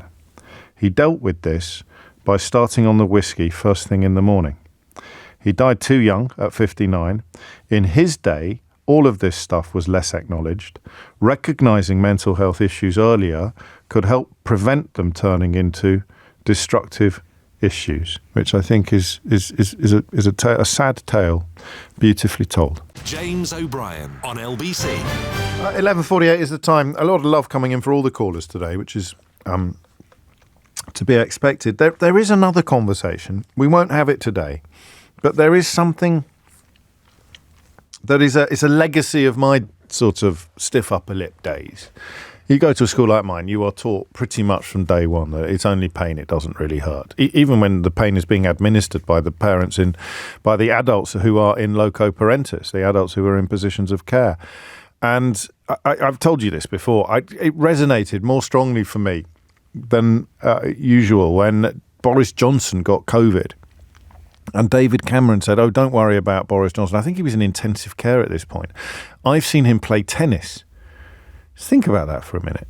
Pardon? I've seen him play tennis. But that's what happens. That's what you're taught in these schools that only existed really to sort of churn out soldiers of empire, is that you are taught to bury your emotional literacy. And it doesn't make you a bad person. And a lot of the time you don't even know that you're doing it until you find yourself claiming that tactics on the tennis court or a demeanour on the tennis court somehow would have a bearing upon how you responded to a potentially lethal virus.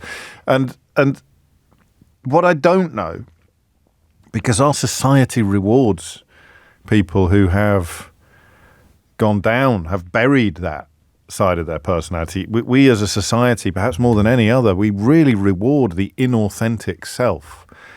So what I don't know, and I wouldn't know where to start having a phone in about this, is whether or not it sometimes has a negative impact on someone's life. Getting better mentally means you get worse materially, but we'll have that conversation on another occasion. I do remember saying to my therapist once, I'm a bit worried you're going to therapize me out of a career, because beating people up on the radio is kind of what I do for a living, and of course it isn't anymore. So happy days that turned out. But you understand what I mean by that. Think of a public figure. Think of a famously pungent public figure, someone who has to have a strong opinion on everything and is never not seeking controversy or having fights. So if they actually had good therapy and got better, what would happen to their public profile? What would happen to their career? Do you see? That's all. It's a tiny little thought and a very silly personal one, but it's just there bubbling away in the back of my mind when we have conversations like this, because you kind of find yourself wondering whether, and you're wrong, but you do wonder whether sometimes some people would benefit from the stick rather than carrot approach, or from the robust, resilient, and that's why Mike's call from Stratford was so good, because it absolutely shut down that suspicion in a logical fashion, but it's not necessarily a logical suspicion in the first place. 11:51 is the time. Rob is in Brixton. Rob, what would you like to say? Hello, James. I've just been listening to everything your callers have come in and said, and there's some really good, really supportive, really useful stuff in there.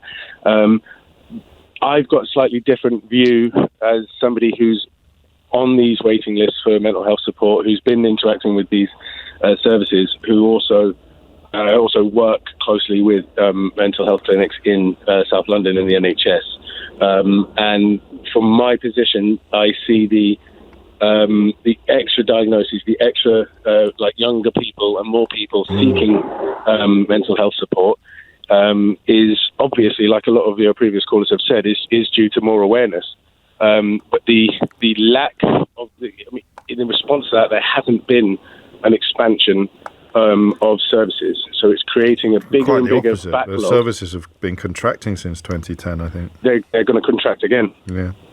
So Labour aren't doing anything. Their pledge to reduce waiting list is in my view, so this is not an official NHS statement, but in my view, it's all words. Policy, it's more to reflect the more visible, more reported situations, which is daft, really. People in beds, in corridors, and stuff like that. No, which is necessary. It shouldn't be either or. Yes, but of course, in terms of the workforce and the economy, helping people get back to health would be a win-win, even if it involves short-term expenditure and excertion. Long-term, exactly it. Long-term, it's all good. Short-term expenditure. So what are you telling me exactly? That the downside of people coming forward more is that they won't get the help that they need, because we can't then conclude, well, they'd be better off not knowing what they're struggling with. Yeah. No, it's one of the very rare and maybe even first times that increased health awareness has not come from government policy or NHS outreach. It has come from more social awareness, and I would wager that most of that has come from social media. People are asking more questions about their mental health. People are more accepting of those discussions with themselves, especially younger people, because they're getting a new education in how to identify. How do you turn down awareness, though? It's not a matter of turning down. It's just a matter of numbers. The people in control of this, they're not on the front line. They're looking at spreadsheets. So mental health support, mental health treatment is insanely expensive when compared to things like physiotherapy or. But the line here, therefore, continuing mental health awareness may not be as beneficial as it was 10, 20, 30 years ago. So how do you? That's a statement from somebody. While they're very educated in what they know, yes, they're not on TikTok. Okay. They're looking at it from the lens of like, well, we can't have doctors are overdiagnosing and stuff. And it's got nothing to do with that. That's it. No, you've cracked it. That's the bit I've been struggling with. That's the bit I've been struggling. It's what Freddie Ayer would have called a category error, I think. So would you, though, present, unless you were really struggling? Because that's the other side of the conversation, isn't it? People who think, they're not that bad, I don't know why they're bothering doctors. This so regardless of how you've come to a conclusion about your condition, I mean, CAMHS is a nightmare to engage with, and it's CAMHS that would have responsibility for most of these people after-wise. Would you really seek help unless your problems were profound? Well, I've just taken myself off the wait list after having my wait extended months at a time, several times. Yes. And the last conversation I had with the service I was working with was over the last few years, interaction with this service has actually made my condition worse. This is my main stressor in life now.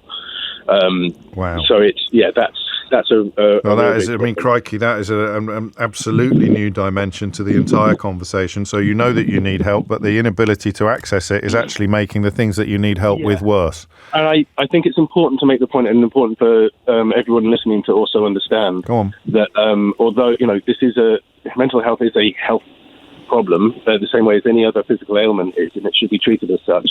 However, when your appendix bursts, you're in pain. You go to seek help at that point in time. When somebody seeks help for their mental health, that's not the point at which their problem started. It's one of the biggest steps in healing is that moment where they seek help, and it's also one of the most vulnerable points for people. The rejection of that point, or not being taken seriously at that point, which is happening, can exacerbate things. So if anybody does, if a friend says they think they might, it could be ADHD, neurodivergency, or it could be depression. That point where someone says it's hard for people that haven't experienced it or don't have a lot of knowledge about this stuff, which is fine. Not everyone knows everything, but it's really important to understand that this isn't when it started. If they tell you they're feeling down on Thursday, it could have been a long, long downward road for the last few years.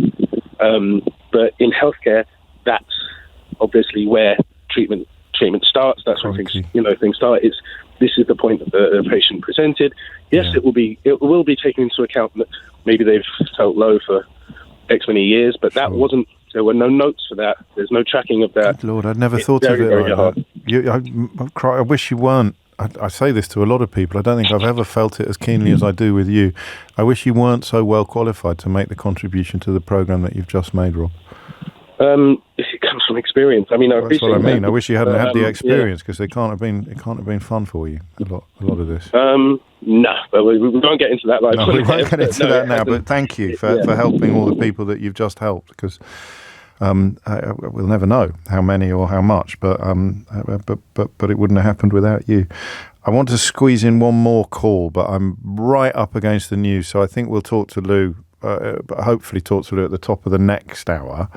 In the next hour, something that is part of the mental health conversation, but on an altogether different level. And it's a story from the front of the Times newspaper today that really caught my eye. It's about, the headline is designed to catch your eye. That's what headlines do. Big payouts for workers contacted out of hours. Labour are to introduce a right to switch off plan. It's Sunday for Monday. I've told you what Sunday for Mondays are before. They're a very specific type of newspaper story that I may elaborate upon a little after the headlines. But it means that you will have help, like legislative help, to separate your work and home life. And I thought it might be an interesting moment to reflect upon what it's like to have an employer who refuses to recognise the distinction between your work life and your home life. I've also got a special edition of Unhinged Headline for you. James O'Brien on LBC. It is 3 minutes after 12. Coming up, absolute absurdity that some employers deploy when it comes to your personal life. And what I don't want, I can be so bossy sometimes. What I don't particularly want is people who've done jobs where it's perfectly necessary for the line between work and home to be perforated, because I've done that. As a newspaper journalist, you're never really off duty. Certain types of newspaper journalism in general, actually, but newspaper journalism in particular, because the shifts are less codified. And also you want to get your name in the paper every day. So that's not what we're going to be talking about.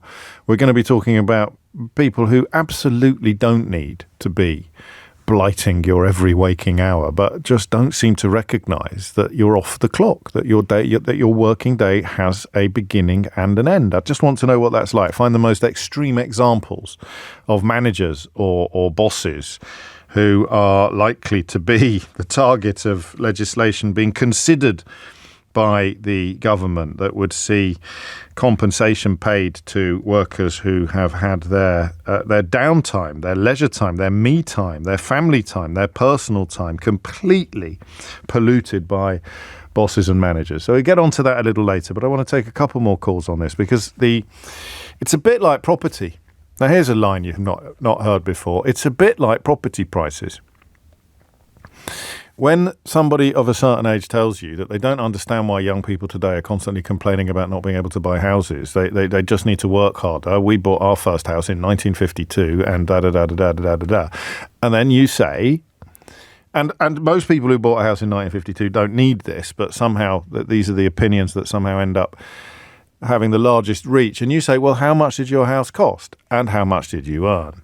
And you point out that the relationship between what they earned and what their home cost was completely alien from what the scenario is today. So suggesting to people in their 20s and 30s that they might like to consume fewer avocados or cancel their Netflix subscription in order to buy a Muse house in Knightsbridge is, to say the very least, unhelpful. And I think there's something similar with mental health. I think most people of a certain age know that we do young people a great service by increasing understanding of poor mental health, by increasing understanding of neurodivergency, by diagnosing ADHD or autism. We rescue people from a lifetime of repression or confusion or masking. Most people know that. But some people need a little bit of help. And I think that's why these conversations can be so helpful. You don't hear the same conversation anymore about dyslexia that you did even when I started in this job. They're just thick or they're just lazy. No such thing. Don't be ridiculous. How can you medicalise someone who's bad at reading? That's the same, isn't it? When you think about it.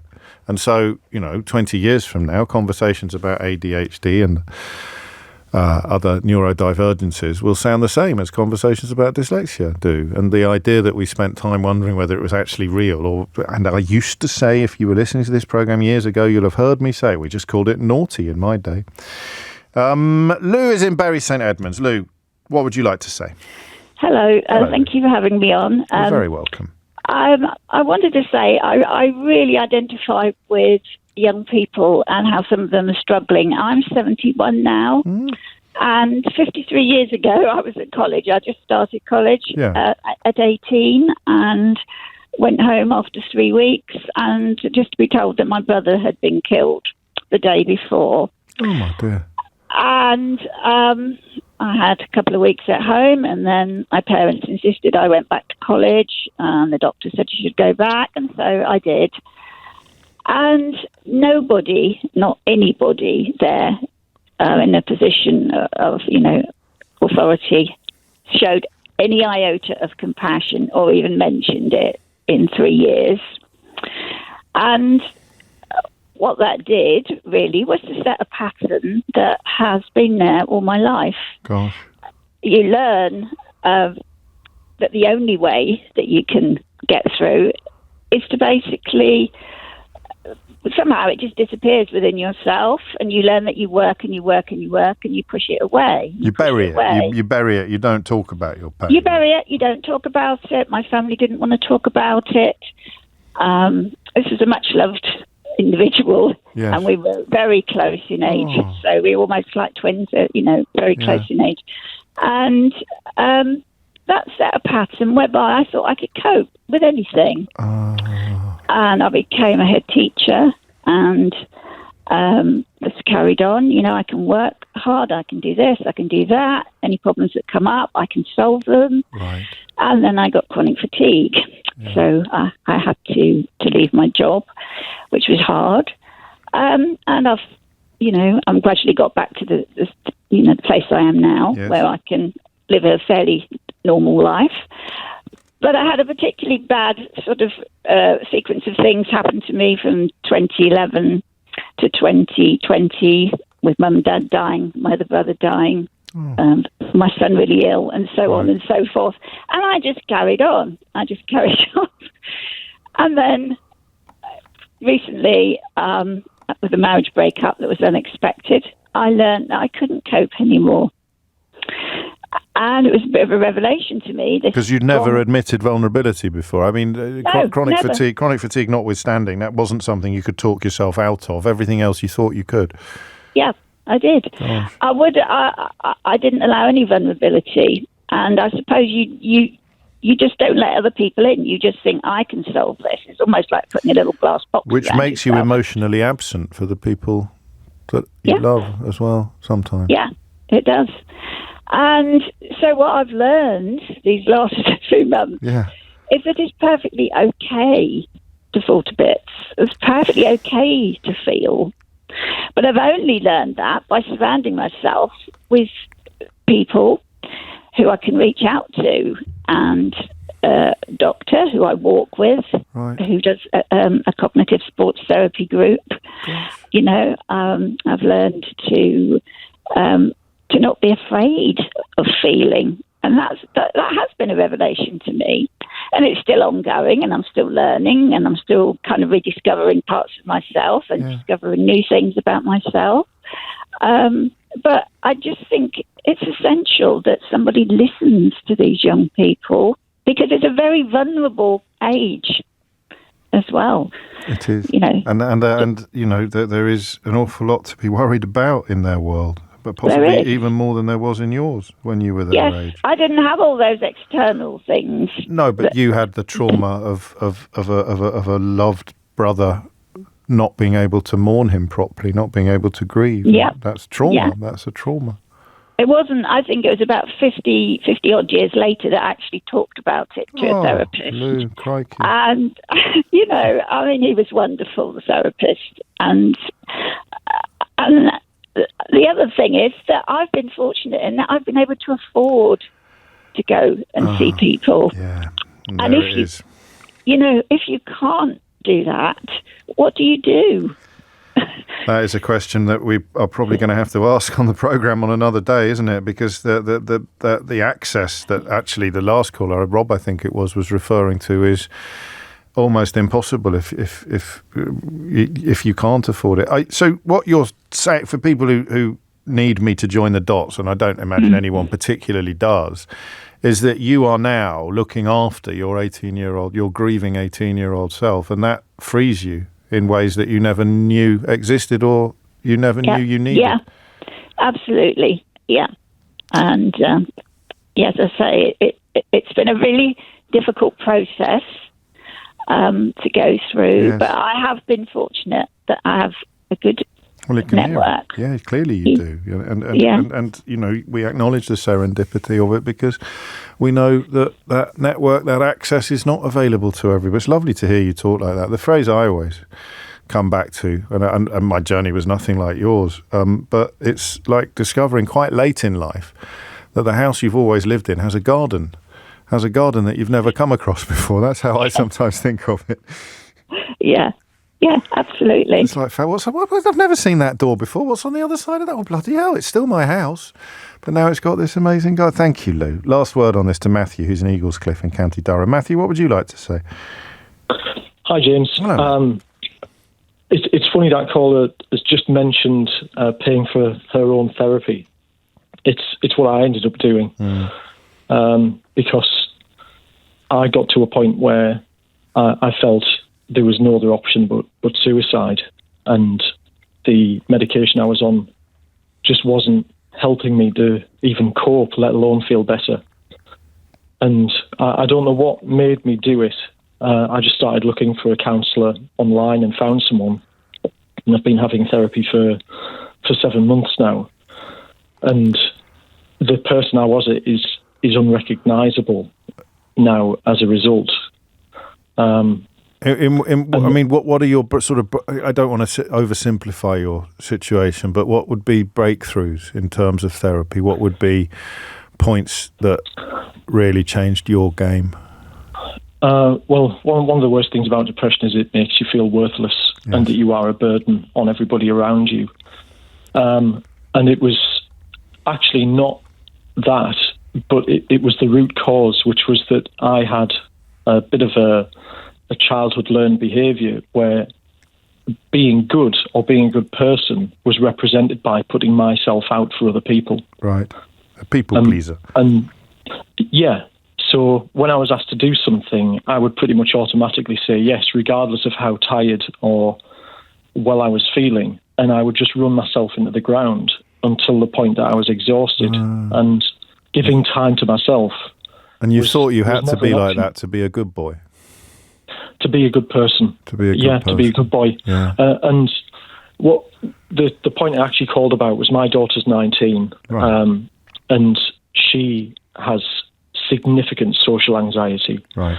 And the other callers have already made a point about this, but you were talking about giving younger people a chance to speak about how they feel, and that we shouldn't diminish it just because it feels lesser than what we've experienced.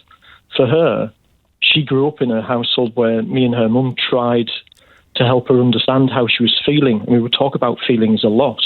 So she recognised in herself more often when she wasn't feeling very well or wasn't feeling the best, but didn't really know what to do with it.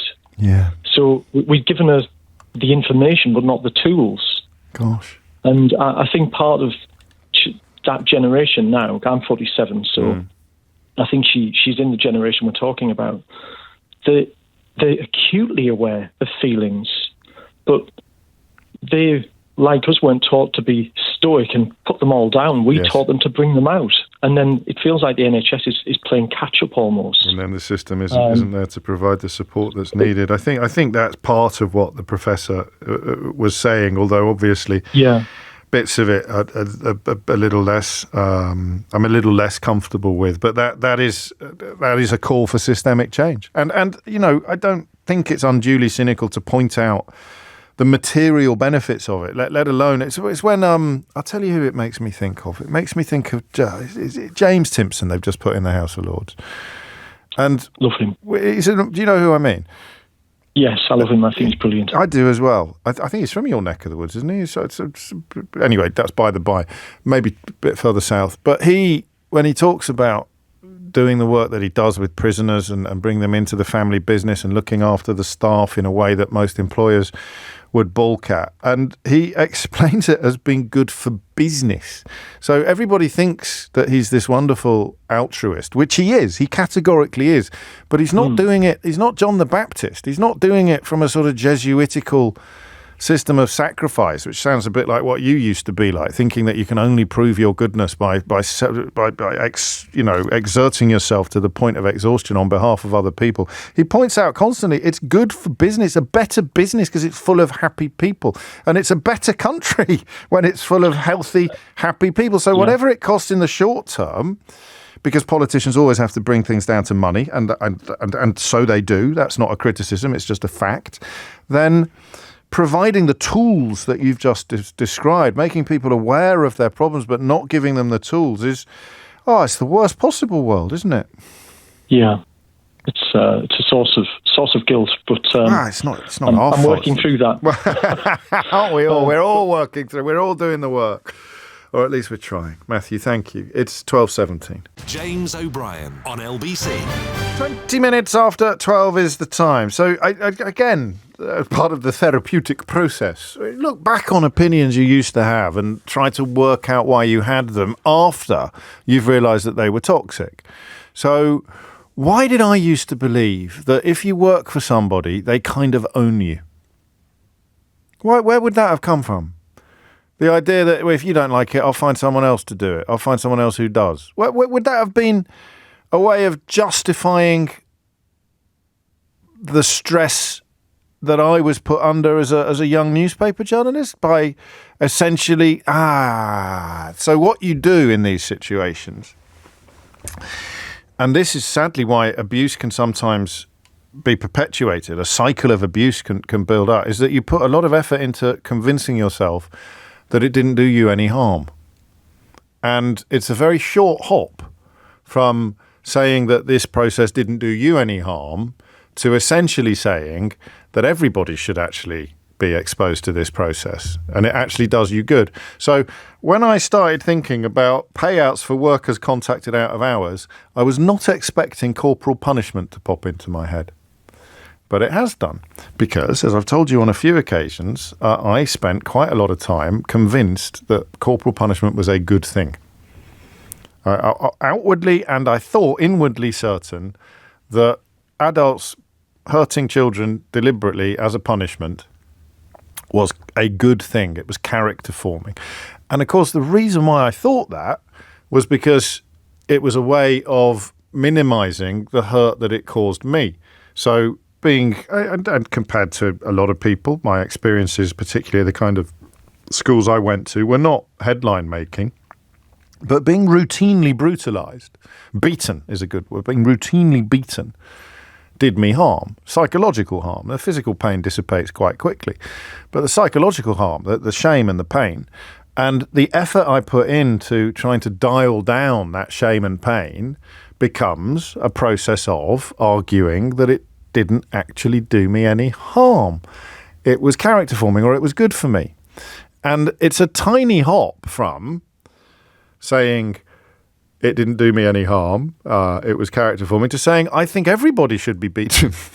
I think everybody should be beaten. That's the way to do it. Everybody should be beaten. So I think, and this, for people who haven't been lucky enough to have any therapy or anything like that, and by the way, if you're absolutely adamant that you don't need it, you almost certainly would benefit from it more than even people who know that they need it. But the question, this is what you do, is you try and work stuff out. So how on earth did I end up thinking that your boss has the right to tell you to do whatever your boss wants you to do? Go and fetch my dry cleaning. Go and place a bet for me. These are all things that have actually happened to me in the early years of my career.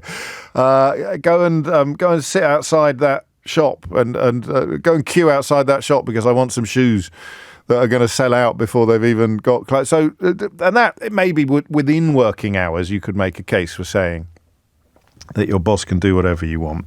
But how did I end up arriving at LBC believing, if this had been a phone-in 15 years ago, believing that there's nothing wrong with employers making extraordinary demands of employees because they pay your wages? That would be the phrase you use, wouldn't it? It's one of those phrases, a bit like, do you know who I am? Don't you know who I am? If you hear someone say, I pay your wages to a public servant, you know that you're dealing with an absolute hemorrhoid. In the same way that if you hear somebody say, I don't you know who I am? You know that you're dealing with an absolute human hemorrhoid. It's the same sort of process, but I had my own mini version of it, which would have been, well, he's paying your wages. They pay your wages. Therefore, you do what they say. So there it is. That's how therapy works. I have just worked out why I ended up, when I arrived at LBC, believing that your boss should pretty much be able to brutalize you. Because it had happened to me as a newspaper journalist, as the world's worst show business editor. I kind of oscillated between epic arrogance, as you would expect, and incredible vulnerability, where I had to strap on this armor, knowing, I remember, oh man alive, the Nokia. Have I told you about the Nokia ringtone? I must have told you about the Nokia ringtone. That still makes my tummy turn over, because if it went off after 10 o'clock at night, there's someone on the other end of the phone shouting at me. I go into work the next day and there's another 10,000 stories that I'd missed that were right under my nose. And people would shout at me in public, like in a room full of people. I'd be all, and I had to be the person that shouted back. So I'd be, well, you didn't print a story last week about Sooty. How dare you suggest that I should have been across this Spice Girls scandal a little bit soon? And I'm not that. That's not me. That's not me. I want to sit in the corner reviewing books, and somehow I ended up as a bloody gossip columnist, going to parties where I'm terrified of talking to anybody and then getting shouted at and shouting back. And I remember one occasion where I thought about fainting.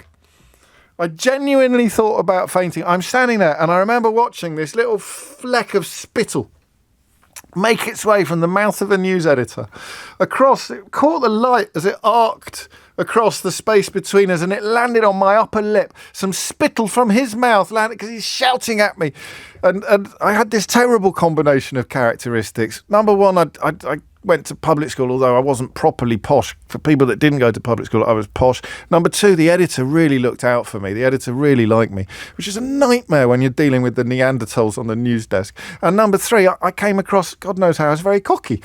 And so they used to relish brutalising me in public on the occasions where I didn't have a leg to stand on. And I watched this bit of spittle make its way, it's like in slow motion, and landed on my lip. And what do? You can't. And I thought, I'm going to have to faint. I'm going to have to go down. I'm going to have to hit the floor. Do you remember when Gillian McKeith fainted on I'm a Celebrity, Get Me Out of Here? And she went, or I think it's happened on Curb Your Enthusiasm. You can spot, unless you go down like a log, bang. Unless you go down like a lamppost, like a felled tree, you can't fake fainting, because your natural instinct is to put your knee first, or put your hand. I'm having this dialogue in my head while being screamed at by someone 10 years older than me and physically perfectly capable of slapping me about a bit. And I think, I'm going to have to faint. How the hell do I get out of this? And I did get out of it, amazingly. And the reason why I arrived at LBC convinced that if they pay your wages, they can do what they want is the same reason why I arrived at LBC convinced that corporal punishment was good for people, because that was the effort I'd put in to convincing myself that stuff that had hurt me had not hurt me. And because it had not hurt me, there was absolutely no reason why it shouldn't happen to you. That is the first time I've clocked that comparison. Why on earth did he used to argue that people can do whatever they want to do? 28 minutes after 12 is the time. And what I want to know from you is, I don't need the big therapy reveal, although feel free to join me if you are so minded. I want to hear about the requests, and you need to hit the phones quickly on this one because we're quite short of time. And it's a slightly different phone in to usual, because I am going to conduct it in a slightly more light-hearted fashion than you might expect. So the serious conversation is about the damage that a completely absurdly demanding boss can do. So book your place now if you've got that one. 0345 6060 973 is the number that you need. That just how damaging an absurdly demanding boss can be.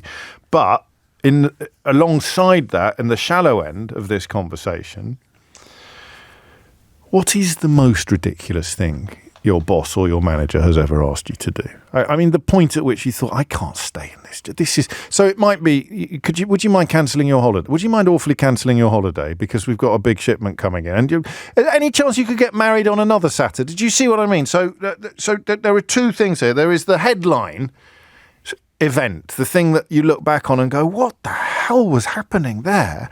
And then there's the broader question of why thousands of pounds of compensation for employees who have been consistently contacted by their bosses outside of normal working hours is almost certainly a good thing. So what we want is this. What's it like to be consistently badgered, bombarded, contacted by your bosses outside of your working hours? Just talk me through that. 0345 6060 973. And the second bit of it is, what is the single most outrageous thing an employer has asked you to do? Up to and including crimes. Let's not faff about. Up to and including major crimes. So obviously I don't want to get into any trouble, but what the reality of a boss who just doesn't understand boundaries, and then the single most extraordinary request you've ever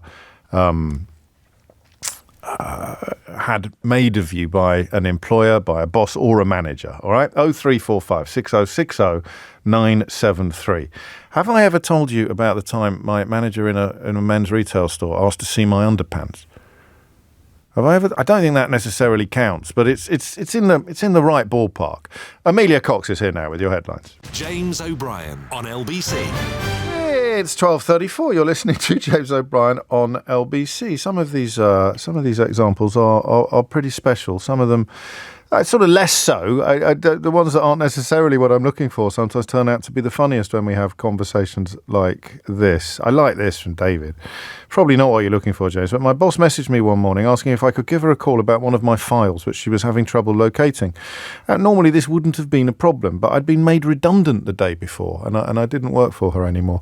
So a slight sort of tin ear on the behalf of employers, or absolutely absurd levels of bombardment and bothering by people who don't understand that when the clock stops, you're on your own time. You're no longer theirs. You're no longer their property. Zin is in Poole. Zin, what would you like to say? Well, when I lived in Atlanta, James, I was an in-ground concrete swimming pool designer, and it was December. And hang on a minute. Where were you, an in-ground concrete swimming pool designer? In Atlanta, Georgia. Atlanta, Georgia. Where you can swim 9 months of the year. I like it. And I was going to be a bit annoying then and ask, well, how hard is it? But you can have a lozenge-shaped pool. You could have a pool that has different annexes to it. You can have a guitar-shaped pool. A guitar-shaped pool. The world is your oyster when you are an in-ground concrete swimming pool designer. You can have any. What was the strangest request you ever received? I don't think I ever had a strange one that I couldn't tackle. Okay. Anyway, on to the story. Yes, sorry. I was the only female in a sales force, national sales force of 440 people. And in the Atlanta office, I was the number one salesperson of the month, 7 months out of the year. And so it was December. It's slow. People don't want their gardens torn up over Christmas or Thanksgiving, that time of year. So I thought I would take myself down to Florida to see some friends and have a good time. And I had to be back at work on the Monday, and I went Wednesday night, so I took Thursday, Friday, Saturday off, and Sunday would have been my own. Anyway, on the drive down, I'm in Jacksonville, my car breaks down, and I have to be towed, and it was a Honda something or other, Accord I think it was, and they had to order parts. I was going to be down there a week, so I called my boss on Friday to say, look, my car broke down, I will not be coming in on Monday. And he goes, well, can you get on a plane? I said, well, can you buy me the ticket? He goes, no. And he said, rent a car. I said, are you paying for the rental car? He said, no. And I said, I just looked at my pina colada, and I said, I think we're done here, Howard. My drink is melting. And I hung up on him. It made it easily identifiable, quite a lot of detail about the business. And now at the end, as the clincher, the name of the boss. Is that, I mean, just to be the devil's advocate for a moment. Yeah. You kind of have it. It's not his job to make sure you can get to work, is it? Wait a minute. I should have said, and this is straight commission. I'm not on any salary. I'm earning whatever I earn on my own back. So it's not like I'm being paid unless I'm working. Yes. So I felt well entitled to just tell him goodbye. And was that the end of your swimming pool-based career? Well, no, not really. I mean, I did go in on whatever week I got and told him I quit because I thought he was going to fire me. And he said, well, I had this, I looked like, I don't know how to describe my appearance, but he said, where do you think you're going to get a job looking like that? Gosh, what did you look like? Stevie Nicks. Oh, okay, yeah, back comb. Yeah, big hair. Yeah. A lot of makeup. And, this is like, in what year am I talking? The 80s. So and you know what the ultimate irony of this story is, don't you? Tell me. Well, look where you've ended up living. Yeah, that's true. But we got a beach. We don't need a pool.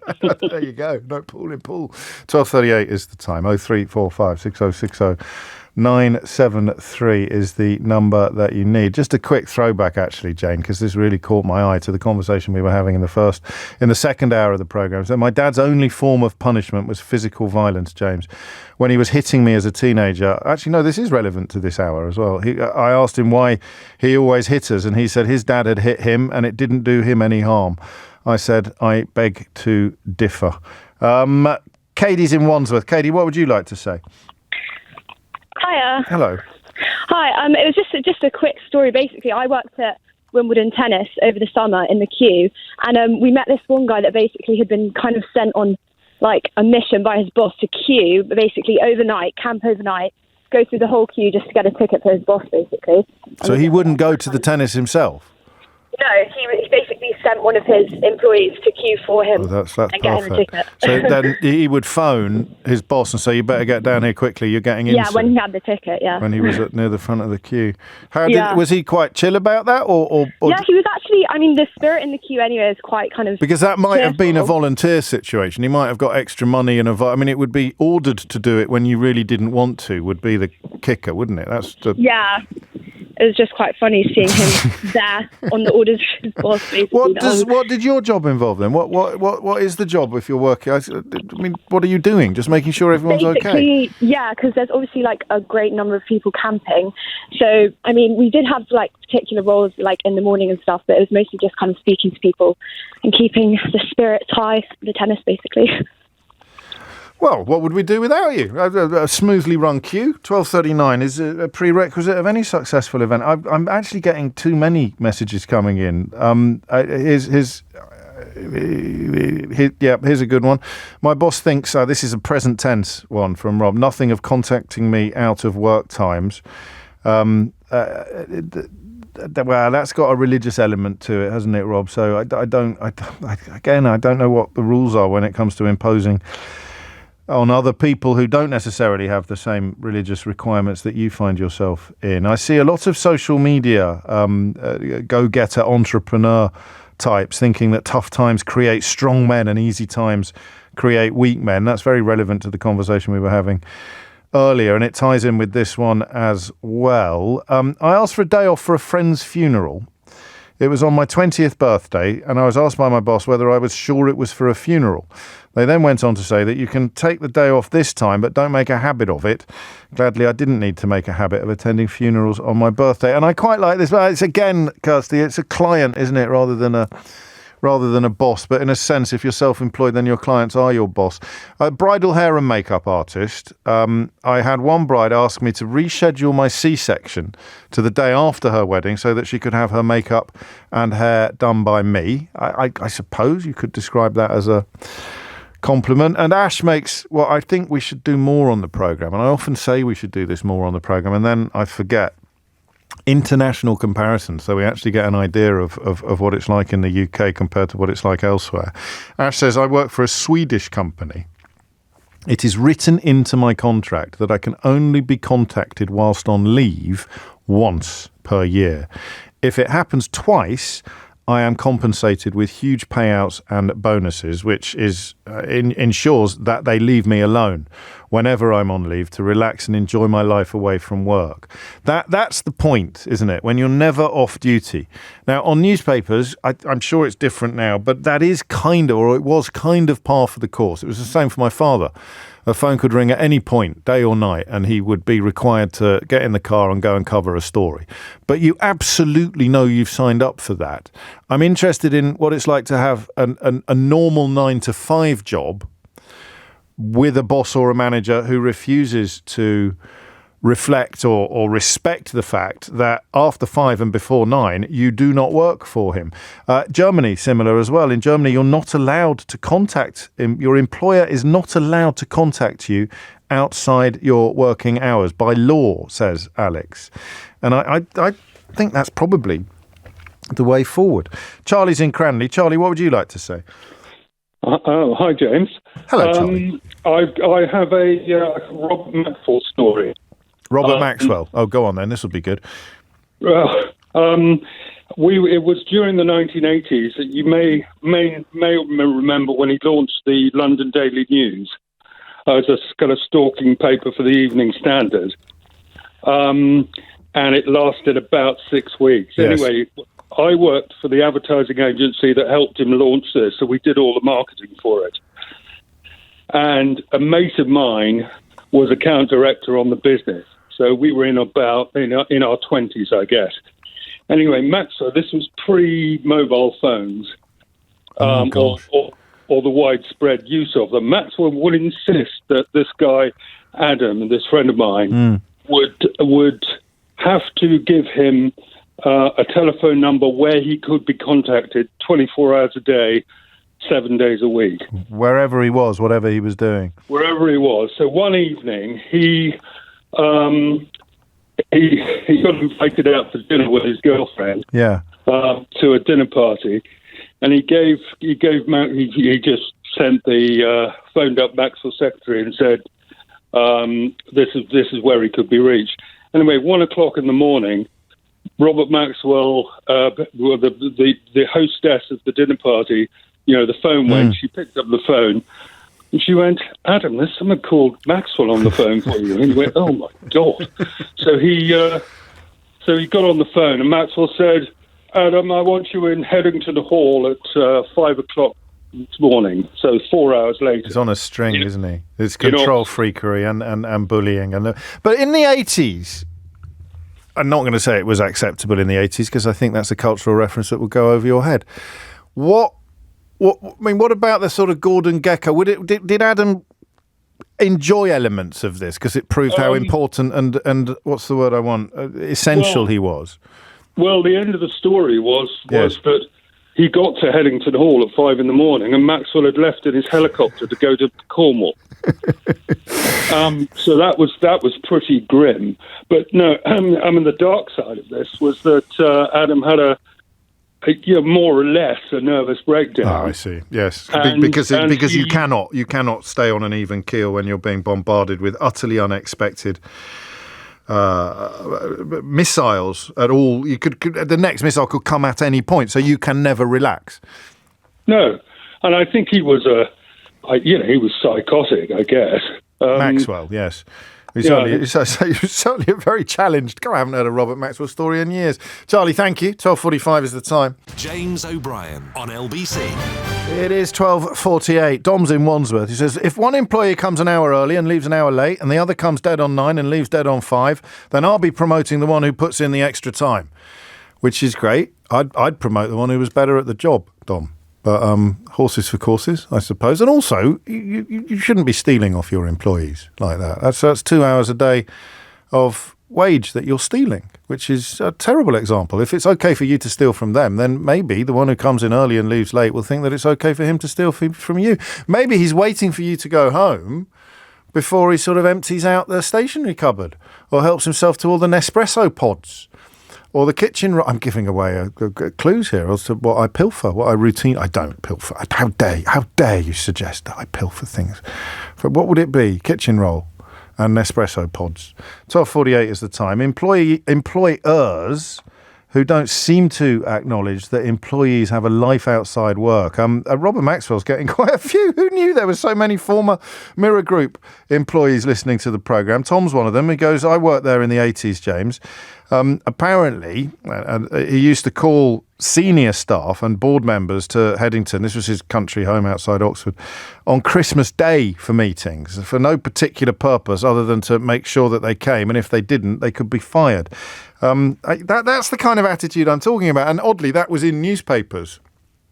So maybe it was an exceptional environment in which to sort of learn or end up believing that they can do whatever they want if they've got you on the payroll. Kim's in Romsey. Kim, what would you like to say? Oh, good morning, James. Hello, first-time caller. Welcome aboard. Yeah.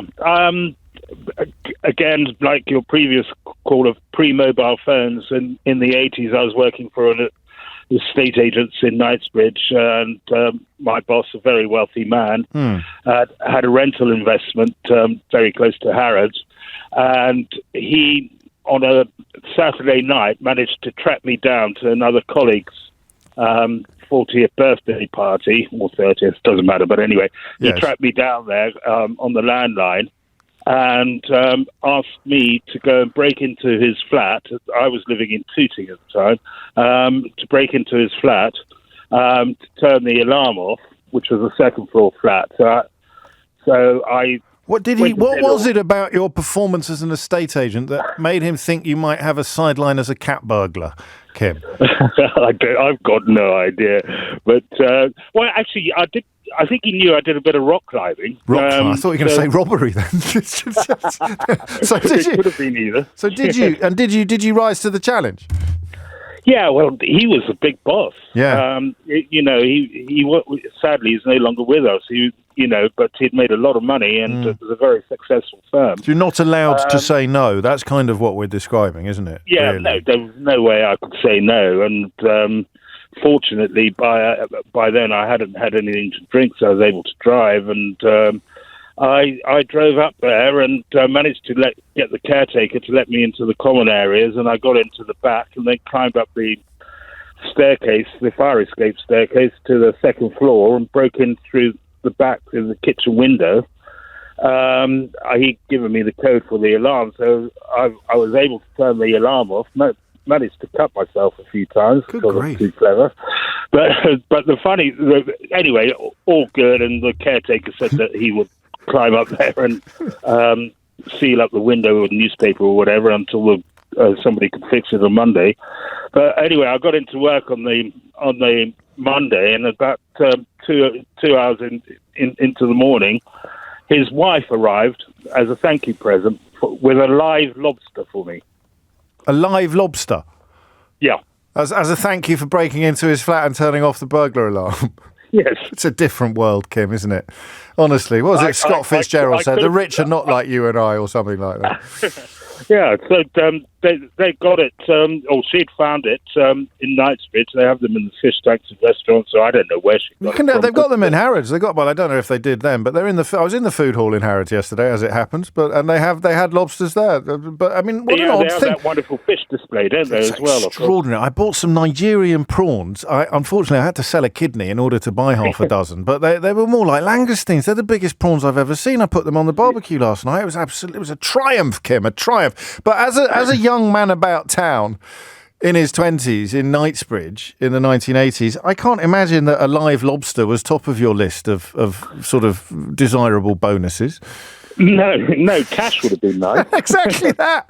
You could take it back for a refund as long as it was still alive. But it was lovely. Yeah,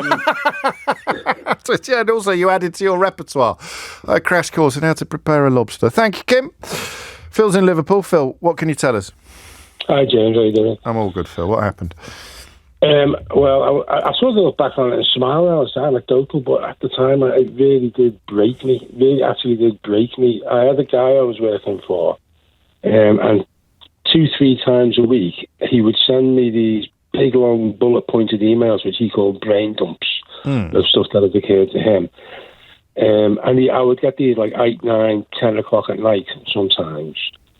He did put me on the spot of asking me the classic question, would you not go on holiday 2 days before I was to go? Good. Did he expect you to respond to the brain dumps, the email brain dumps? Are you supposed? Oh, yeah. I was supposed to. I probably set this topic up the wrong way round. I should have gone in harder on this and a bit lighter on the funny stories. Although, to be fair, I've enjoyed the funny stories enormously. But that psychology there of just not recognising that you have any life or any purpose outside your usefulness to him. Yeah. I think he himself had issues because in and around the job, he sort of had OCD and everything. He's a strange guy. Yeah. But the worst one, he was really breaking me. I used to lie awake at night to my stress and anxiety levels with. I'd been in work sort of 40 years. But I never felt this. But you'd never had it. It's that thing. It's that knowledge that you can't relax because at any point, even if you went for a week without him contacting you, you still wouldn't relax on the 8th day. No, because you'd know that being at home, being in bed, being in the bath, being in a restaurant, none of it matters. If he wants you, he'll come and get you, and that means you can't relax. And the one I finished it, the worst one, was during the last sort of, 6 months or so of my employment there, my father was dying, which he knew. I'm sorry. Yeah. It was a sort of a common theme because his father had died a couple of years earlier. And he telephoned me once, approaching Christmas, on a Saturday morning with a verbal brain dump this time. Right. And said, I was opened by saying, I thought, I'm okay, where are you? And I said, well, I'm in the hospital with my dad. I'm actually sitting by the side of the bed. And he said, oh, sorry about that. And then proceeded with the brain dump anyway. So, well, yeah, you're right. He had issues of his own. So I'm sorry about that. Anyway, back to me. Back to me and my needs as you're spending some of your final hours with your dying father. Yeah, well, crikey, that is probably, well, I hope about as an extreme an example as we are likely to encounter. Speaking of extreme examples, I do want to squeeze in a special edition today of Unhinged Headline, because it's a follow-up. Right, so last week we had a selection of unhinged headlines, including this from David Frosty Frost. We can no longer say that Britain is a free country. Laws criminalising certain opinions are now having a chilling effect on freedom of expression in the UK.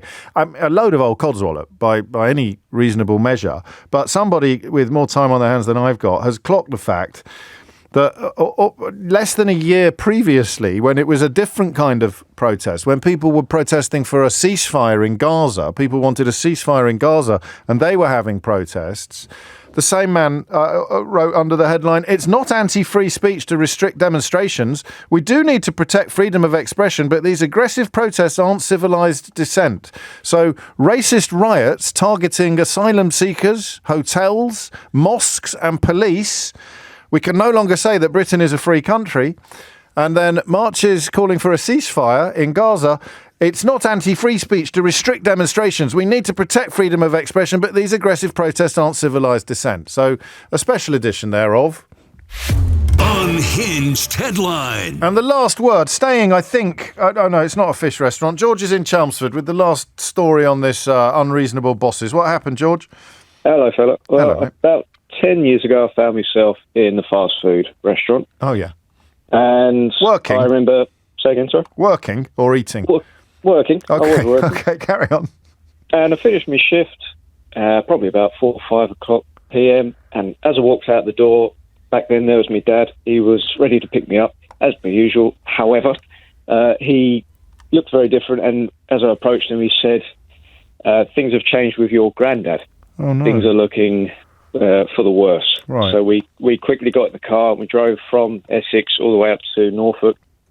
And when we got there, it was pretty apparent that things were...